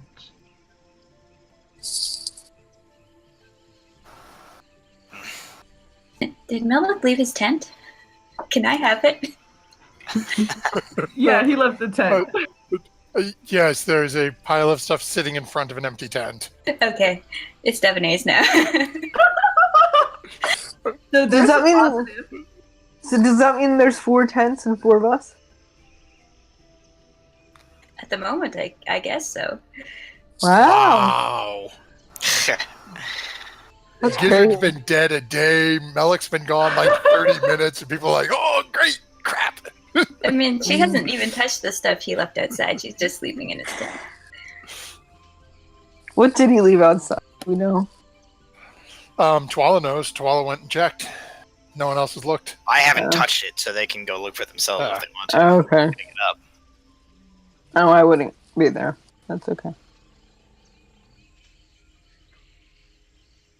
Oh, Devaney will wait till her watch to do that sort of thing. She's going back to bed. It's my watch now, right?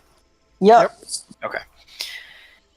The only other thing that I want to do on my watch, before he finishes it and goes and wakes whoever's next, he stays in the area, but he will once again, feeling the sort of sense of defeat and the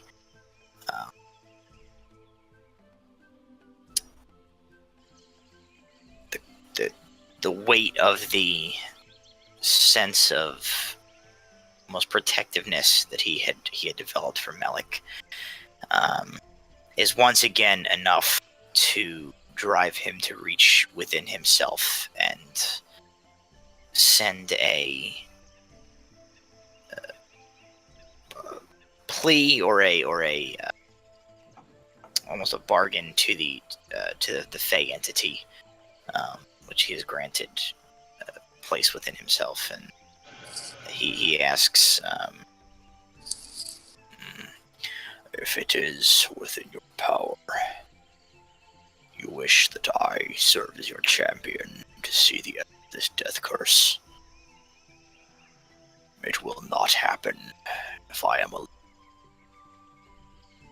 Though they are odd, unstable at times, I sense that they are honorable and true.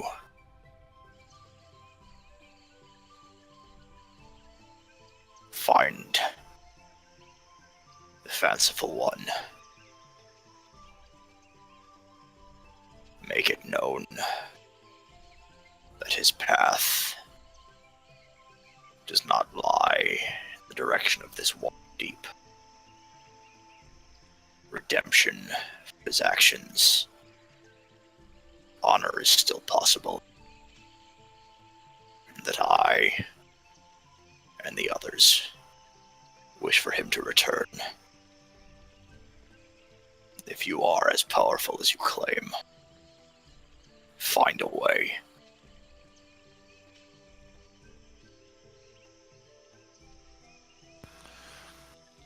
As you sit and you meditate for a few moments, once more you just sort of hear that strange, almost mocking sounding laugh in the back of your mind. You just hear the always so questioning. And if it is meant to be known to that one, they will learn it. My hatred for this entity grows just about this much. Quietly. And that's all. I keep watch for the rest of my watch, and then pick up whoever's next. Quinn, I guess, was the next one. Yep. Devaney, I don't remember. So, you wake up Quinn. Quinn, anything you'd be doing during your watch after? You know, like Quinn's buddy movie companion has hightailed it out of here, and he's a little bummed out about it. So he's not really doing too much on his watch. He's just looking out. He's looking at the stars. He's thinking of home. Thinking about what it feels like to be anywhere other than where you are right now. And he doesn't blame Malik. That's it. As you're looking up into the sky, you can see off in the distance what look to be some gray clouds starting to roll in. You get the slight feeling that it's going to be a rain in the immediate future. Other than that, you don't notice much else going on this evening. Well, that's good. I don't know if I could take another surprise. Then comes time, as your watch comes to a close, to awaken Devaney. Hey, Devaney. It's almost done. See you later. Good morning. Good Devaney will morning. get up and go about her normal, pacing around the camp, contemplating everything that did happen and has happened that night. Eventually, just sitting down on a nearby fallen tree and digging out the familiar Ring of Winter and just looking at it, contemplating all of the hurt and everybody that's died or left, and putting it back in her pocket after maybe 15 minutes of just moving it around in her fingers, and that's how her watch goes. Okay, so you As you go through your watch, again, you notice much as your watch starts, you notice much the same that Quen did. Gray clouds starting to move in. As your watch starts to come to a close, you end up as you were coming to expect, with the clouds rolling in. The skies proceed to open up. It starts to rain. With everything else going on, it seems like today is going to deny you your sunrise. As you can see the sky getting lighter, but there is no sun peeking over the trees. It's just a lighter shade of gray.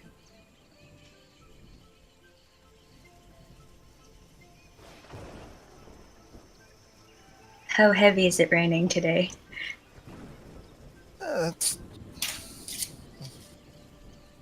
It's not like torrential hurricane force. It's like it's a decent heavy rain, but it's not enough to really impact travel.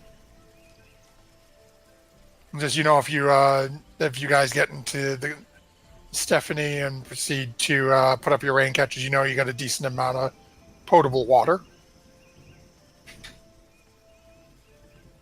Well, I'll go around and wake everybody up if they're all still sleeping, and then go and try to find Solana. Okay. So as you managed to wake up everyone fairly easily, as it's getting to be about that time as they're starting to really roll and awaken themselves on their own. And Solana, it doesn't take you any time at all to find her, because Avalta saw her where she was when she put up that dome. And once more, you're wandering around. Did you see that same familiar dome? I'll go up and I'll knock like before. Yes, Stephanie. Solana, it's morning time. Is it? Yeah, it's raining out. Is it? Yeah, we won't have to get lake water and boil it. Well, No worries of throat leeches. Okay. Alright, I climb out of my hovel. I missed your breakfast yesterday. I'll make some breakfast this morning if you want some. Yes, please. Okay. Devine will start walking back to camp. Solana will slowly follow, looking at her feet, but she'll make it there. Okay. So as you guys see, after a few moments, the Devonay comes back to camp as you guys are all starting to get yourselves together, with Solana somewhat shuffling behind. And I'll announce, Solana decided to make breakfast this morning. Yep. Back to normal. Is there anything in my trap? So as you head back over and look at your trap, let's take a look and see what I caught here. Let's see. Do you know what makes Solana happy? A bunny corn. No. Or turning Chihuahua into a bunny corn. That's your wish. Okay.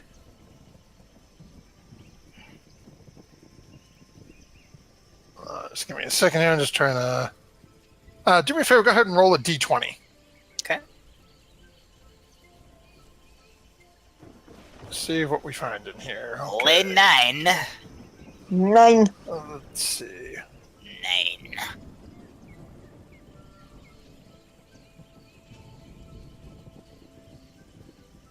Okay.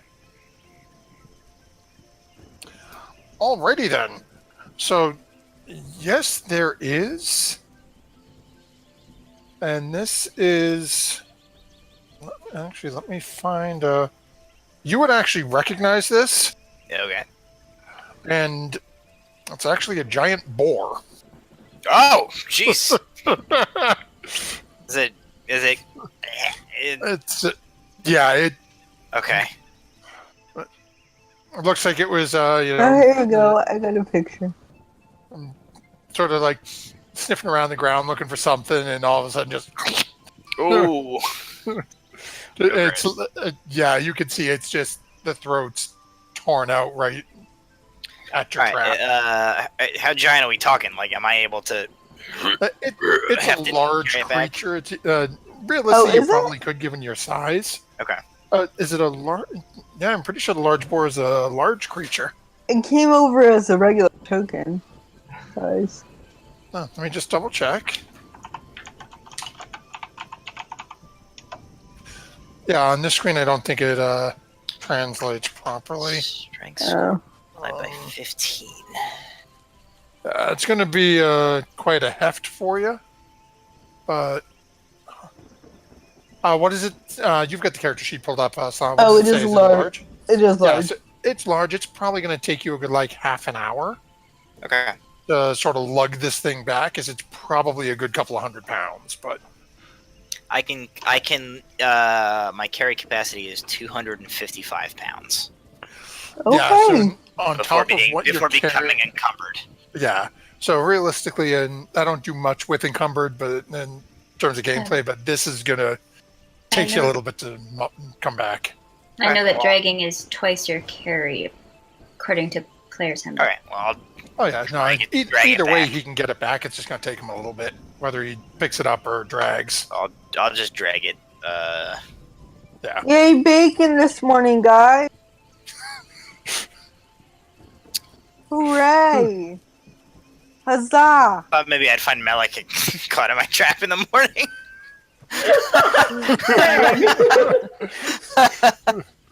I didn't say anything because I was so darn embarrassed. I'll haul Got a this, wild haul boar's this thing back to Neck. the If Melik accepted that thing, you'd find 2 pieces of Melik. Oh dear. I have procured sustenance. Thunk! Giant boar. Well, this looks more delicious than those frog legs that we have in the back from Gizzard.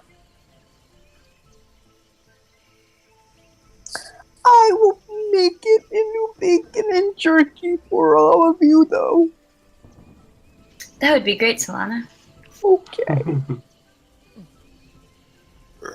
Solana gets out her hunting and is like crying hysterically, like sawing at this giant boar. Go ahead and make a survival check. I'll assist her. It's Twal's Okay. catch. He'll help to clean it. Keep putting away. Okay, survival. Okay, let's see here. Not bad. And Solana still seems a little out of it for those of you who've been traveling with her since the beginning. But she seems to be, dealing with a giant boar, handling the butchery of this thing much better with Tuala working side by side with her. And you notice she hasn't stabbed Tuala. No, not yet. So as you guys proceed to get it carved up, get some of it starting to cook on the fire, get stuff made for breakfast. The day is yours. How much would we have so I can jerky later? Realistically, this thing's a couple of 100 pounds. So, I mean, if you want to take an hour, I mean, you can get away, say, pull 100 pounds off it.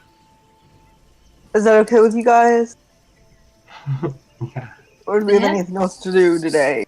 Except save the world, whatever. Okay, I'll take 100 pounds of it and I'll jerky it later. Okay. And you guys carve off some.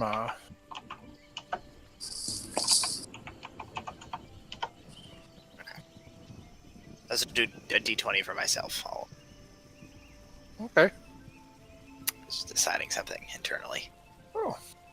Thank you much for the follow, and apparently that looks like that was Wolficus.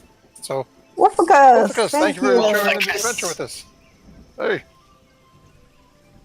We're having a very emotional session, so I promise it gets more fun. Not usually this morose, we promise. We're not usually crying half the time. And yes, Digituyo, they really need to learn that spell power word jerky. Yeah. That would be a great spell. Yeah. Great. Now you're giving the DM homebrew homework. Yep, Solana's gonna learn that. Yeah, could she like technically call lightning on it? Just like fizzle a bunch of it all at once. Let the DM research that one. Yeah. Think about it. Qualify it. Guy to go to says destroy water equals jerky? Question mark. So there may be some options here for quicker ways Free to water, jerky. yeah, that's a good idea. So as you guys have breakfast with bacon supplied by Tuala and cooked by Solana. The setup in the day is yours. Pork belly. Ooh, pork belly is so good. There you go. Solana perks up at the thought of food. Briefly. No, easy enough for you to make sure that you get the pork belly out of the 100 pounds you take as well. Yes. So. Alright, with Bookmark, I guess she'll do survival, right, Quinn? Or did you want to do it? You can do it. You can do Quinn, it, and I'll help you. Quinn, I got faith in you. You do it with Bookmark. All right. So I put Bookmark on my palm, and I give it a good spin. Okay. And let's see. Yeah! And What are we doing? this is Quinn's getting ready to lead you guys along your path. Oh, okay. As we're boarding before we start going, Tuala would kind of pause as everybody's climbing in, and he looks very conflicted. And he kind of heaves a.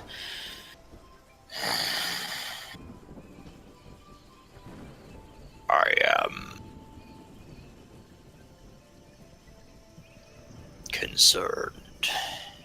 The fanciful. I believe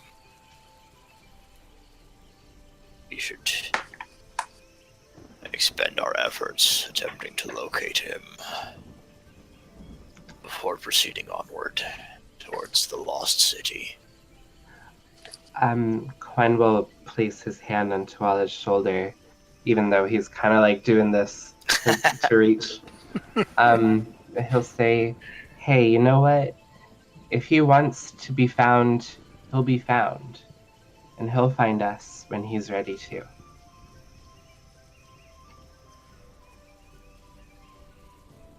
That is, in my opinion, significantly less likely than the scenario in which he is horribly maimed to death by the various dangers that this jungle presents.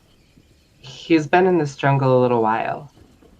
I think he can figure out how to do what he wants to do. Okay, Tuala, let's be you for a second. Let's think like Nelek. Okay, where did he go? Your turn. Do you think we'd have more success than we did last night?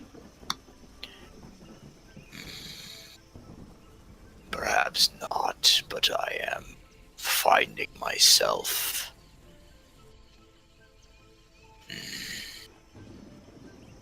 Which way did he go? Uncharacteristically uneasy with the concept of not attempting. Where did he go?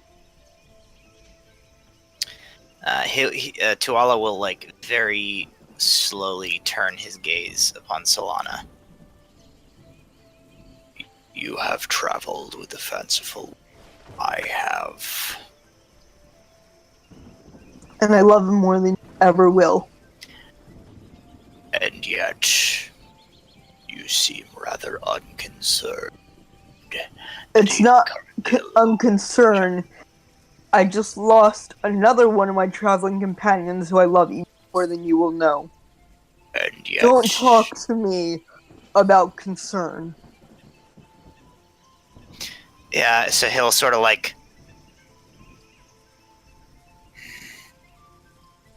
Guardian, I shall defer to you. Devaney ponders. I don't know if we have more success than when we tried last night. If he does not want to be found, I think it's unlikely that we will find him, especially if Solana here does not seem to care to help us. I will help you. I will not help him.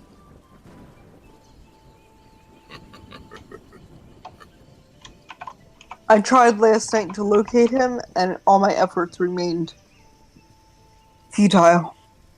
Well, we could spend until lunchtime again trying to find him, and if we have no leads or any direction, then I say we should just move on.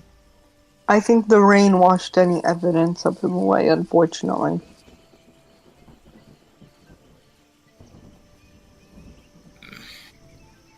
As I say, I will defer to you. I find myself concerned his well-being, and I wish to assist him, whatever his wishes may be. But I find leaving him to travel jungles alone distasteful.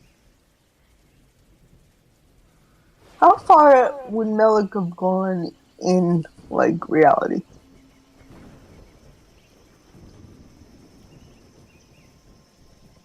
I can't hear you. You're muted. Oh, Thank you. I'm So realistically, and this is goes to Melik directly, would Melik have stopped to rest last night? Because I would send Davy Jones after him with the Wand of Polymorph. If I thought that he could catch up with him. I guess here's the thing. Melik definitely stopped to rest at some point. Probably at the point where he felt like he couldn't walk anymore. Like, kind of trying to get as much distance as possible. Also, at the same time, his survival is not good. So while he is definitely trying to head to Port Nyanzaru, who knows? Let's do this, because I actually have a couple of things that I've been rolling during this for Melik.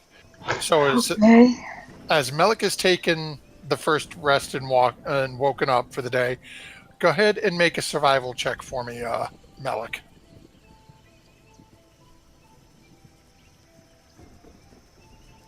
Closed out my character sheet because I thought I was Dunskies. Okay, so, okay. Do me a favor, roll a d6.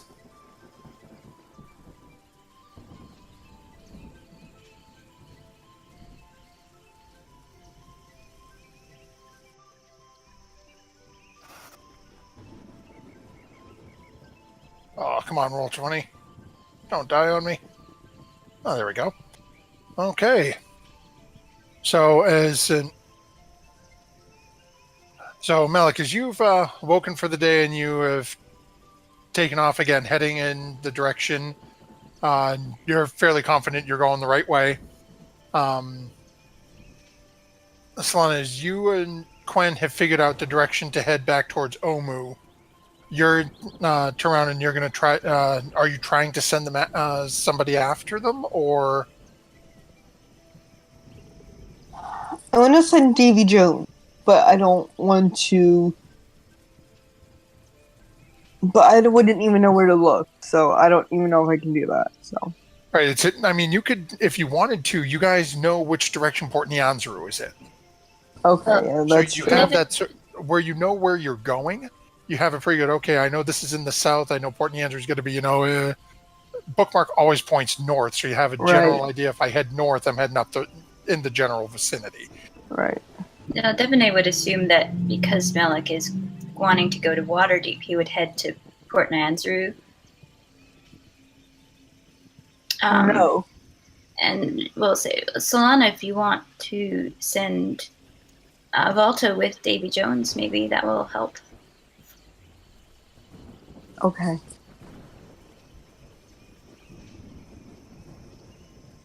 Okay, so is you cast your spell, and how long does that spell last? My spell? Yeah, to summon. Oh, David Jones is someone I bought. Oh, the monkey. Yeah. Sorry, I get confused with all the names. No, I bought. No, not someone I bought. Something I bought. I did not buy a fellow named David Jones. Hey, you bought an albino dwarf named Musharib. That didn't end I too did. so. That didn't do well.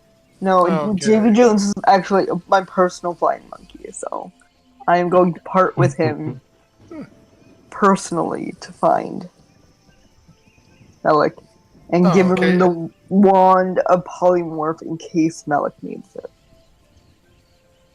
Okay. Is the monkey reliable with stuff? Should I tape it on him? Realistically,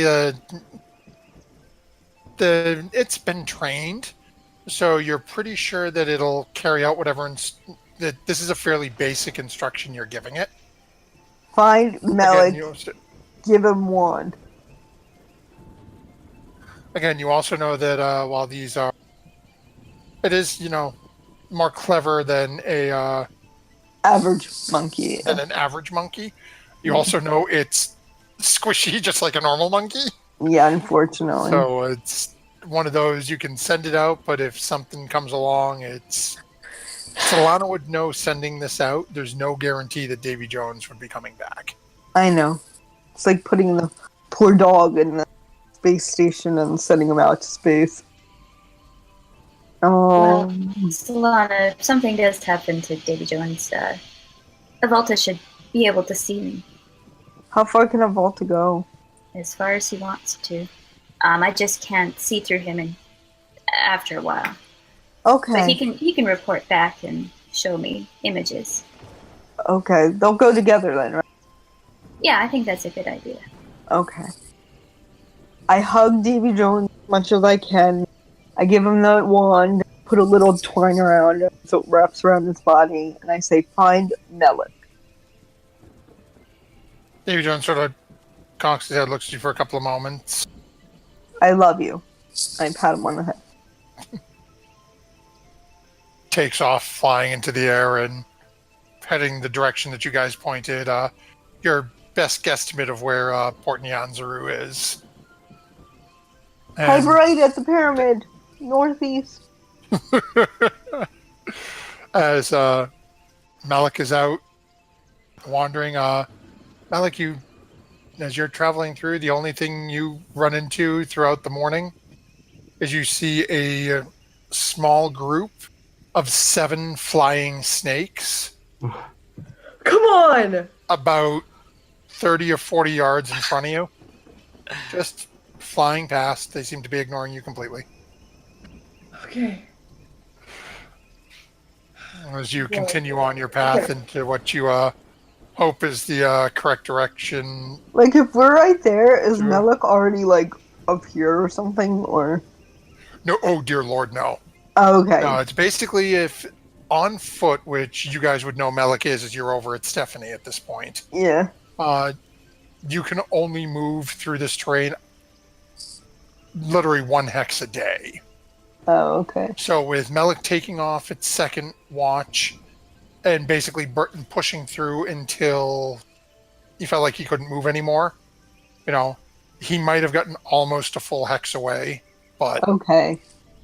Now, keep in mind that you have a general direction. Okay. And each one of these is 10 miles. Okay. So it's literally Melik taking off and sprinting is going to be tired and burnt out, but could be anywhere within, a 5-mile triangle. Right. And that's assuming that Melik went the right direction. Melik could have gone any which direction. Okay. Again, we're giving Melik the benefit of the doubt that, okay, we're heading this way. I know I need to go that way to get to Waterdeep, but you're really not 100% sure. Okay. But you've got Avalta and Davy Jones out looking. Melik is wandering and is past a couple of, seen a couple of snakes fly by, but nothing else. What would the rest of you be doing? as Davy Jones and Avalta take off. Crying because there's one less person in her life. It's okay, Solana. I hope we'll find him. Okay. I hope he wants to be found. Devaney will go over and look through the pile of stuff that Yeah. Melek left outside of his tent as she's Can waiting. Solana help with that too? It's up to you. It's up to you guys. Devaney, can Solana help too? Sure. Okay, I'll go over too. So as you guys look, there is again, much like I mentioned to Twala earlier, there's a scaled silver ring with image of ram's horns on it. All right, you should probably have that, Devaney. 4 of the little vials of the poison that, well, you would know it's poison, Solana, because Right, you were right. working with Okay. I should Malik on probably it. take that. If you the don't mind. poisoner's kit. I should probably take that too. 1 vial of the yellow nectar, the nectar from the yellow flower. Do you remember which one? The sleep sorry? one? Do you remember if that Yeah, was? it's the orange sleep one. Is the one Okay. that's made. You have 4. You have 1 vial of the orange poison that's enough to cover 4 bolts, and then you have 1 vial of the yellow liquid that you have not yet tried to make, or that Melek had not yet tried to use to make Okay. poison.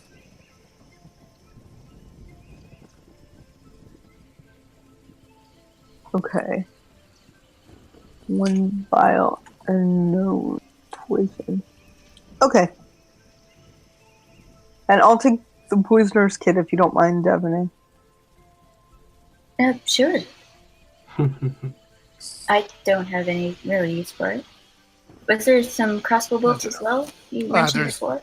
Yeah, there's 10 adamantine bolt, or 10 crossbow bolts that you guys had coated with the adamantine. And then there is a scroll on the ground. Actually, Devaney, you're an Eldritch Knight, right?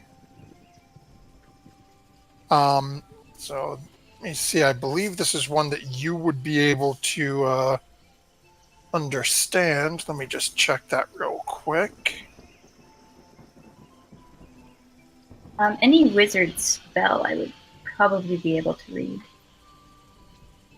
Or Quinn. Okay. Right, but Quinn's not over there looking with you guys right now. So I just want to make sure. I'm pretty sure it is a wizard spell. I don't have it myself on Monday, so I don't know. Oh yeah, there it is. So yeah, it looks like it is a scroll of comprehend languages.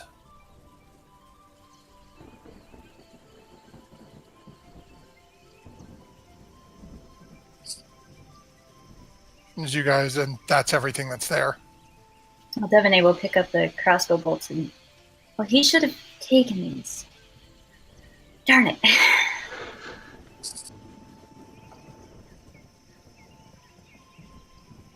As you guys eventually make your way to Stephanie, you can see sitting on one of the seats is another folded piece of parchment, now thoroughly doused with rainwater.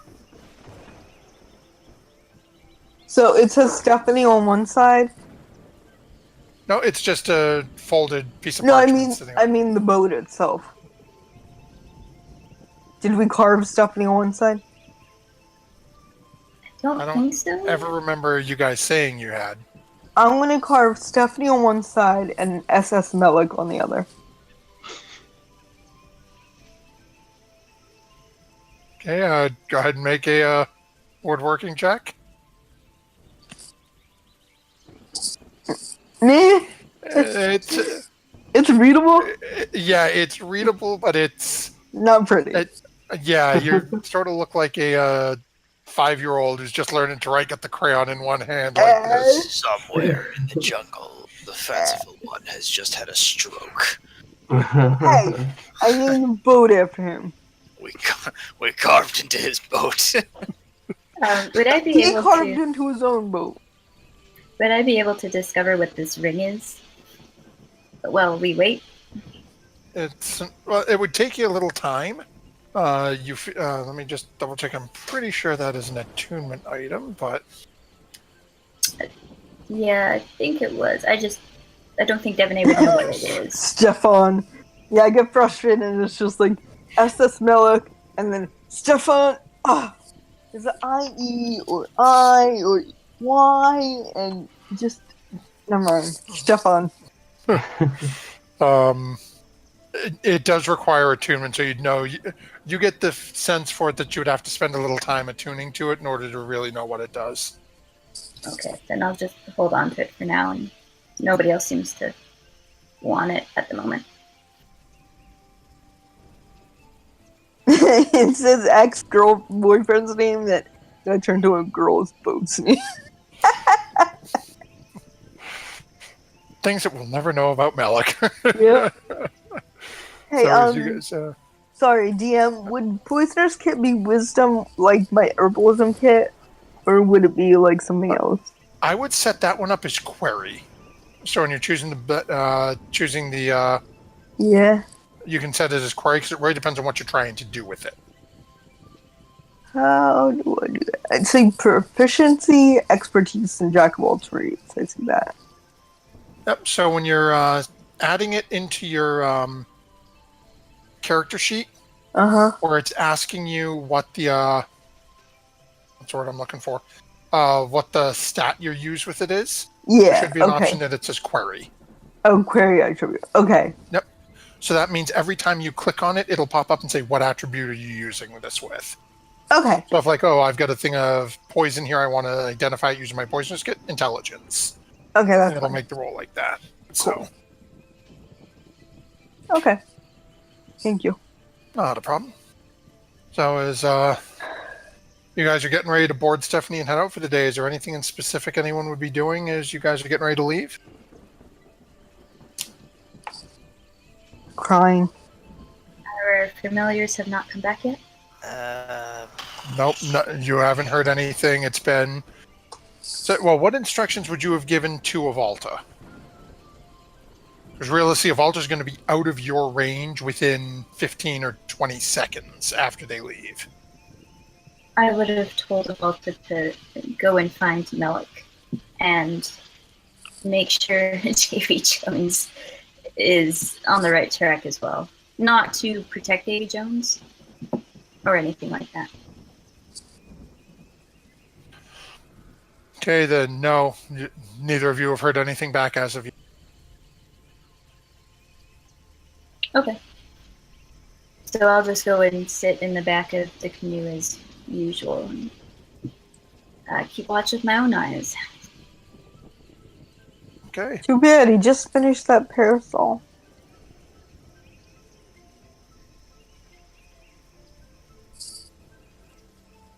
Okay. So, anything else that anyone else is doing before as you're getting ready to ship off? Nope. Just and heading down the river. Okay. So as the party is preparing to head off for today, it is just after 11, so this is about as good point as we can find to call an end to tonight's session. Thank you very much for those of you who have stuck in with us until the end. It's been one hell of a ride so far tonight, and oh my god, I think you both killed my emotions and my soul. I just wanted to say really quick, like, hey guys, due to scheduling conflicts with my school starting up again, I have to leave Monday nights and stuff, but playing this was the first time I've played D&D in like years, and it's like totally reestablished my love for D&D, and I love you all so much, and it was so sad that I had to stop today. It's not the end for me in proficiency bonus. I hope to see you pretty soon, if not very soon, then some point, because anytime these people make a new game, I will apply until the day I get back in. So you might see Dave pretty soon, yep. Once again, much love, and thank you very much for this experience, and good luck out there, everyone. David, it's been a pleasure having you here. Sorry to see you go. Don't make me cry then. abandoned us, and I will come to your house, and I will beat you. I am He very will. upset by Sarah, this. put me in your game so that this doesn't happen, I think. No, there is nothing that will save you. Rage. It's true. He's kind of intimidating DM in real life. I have a plus 25 to intimidate. Yes, he does. Unless he shaves, then he looks 12. Yup. So again, thank you everyone. As David just said, unfortunately JJ wasn't able to make it here earlier. JJ has also run into scheduling conflicts and originally was working on another character concept with me prior to this, but unfortunately found out late yesterday, early this morning that the schedule would not allow for it. So we have lost two most excellent individuals today. We look forward to seeing JJ. You can find him on Friday nights. You'll be seeing him soon with the Water Deep heist and the Mad Mage and all that fun stuff that he's been working with.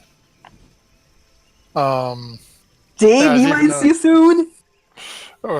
We may even Michael, our beloved proficiency bonus in Friday Night DM, is saying, "I'm sure we haven't seen the last of Dave." So Nope. sounds like there may be more that's going on than what even we know. Yeah. Thank you very much, everyone. Don't forget to check out Dice Bard when you're on their site. When you're checking out, don't forget to use the discount code PROBO, PROBO. Get yourself some shiny dice like Tuala has. I can't You do. figure out how to point them at the camera. Dang it. There you go. There you go. With Dice from Dice Bard, you too can get a 25 on your intimidation bonus. I will with your say in-house. that the first D20 that I rolled with these dice bar die was a natural 1. So they may be the excellent purveyors of fine dice, but not even they are capable of overcoming the horrible garbage that is my rolls. So, Sarah, make sure you insist on him using those in your home game, Exactly. and you guys might survive. And again, check out Flying Horse Duck for their wonderful Kickstarter for the Mill Dice. Thursday night, we have Mystic Hours back with Michael from Friday nights. Myself, I believe, is JJ confirmed in? I'm not sure. I know me and myself and Michael will be there. Some of the subjects, Christy said she's considering. We haven't got an actual 100% thing on it yet. And she wants to go over a lot of the similar discussions she had with some of the female guests she had in her first couple of episodes on like inclusivity, women in D&D, things like that. So it'll be an entertaining time. Make sure you swing by that. I know Michael's going to have the modifier running Thursday before that, and then Storm Kings on Friday. So thank you very much, everyone. And don't forget, when sitting in a strange hotel room crocheting to find a way to deal with the emotions that your fellow cast members and DM are forcing down your throat, and making your dexterity check to see how well your craft comes out, don't forget to add your proficiency bonus. Thank you very much, everyone, and have yourself a wonderful evening. Good night, everyone. Good night. Goodbye.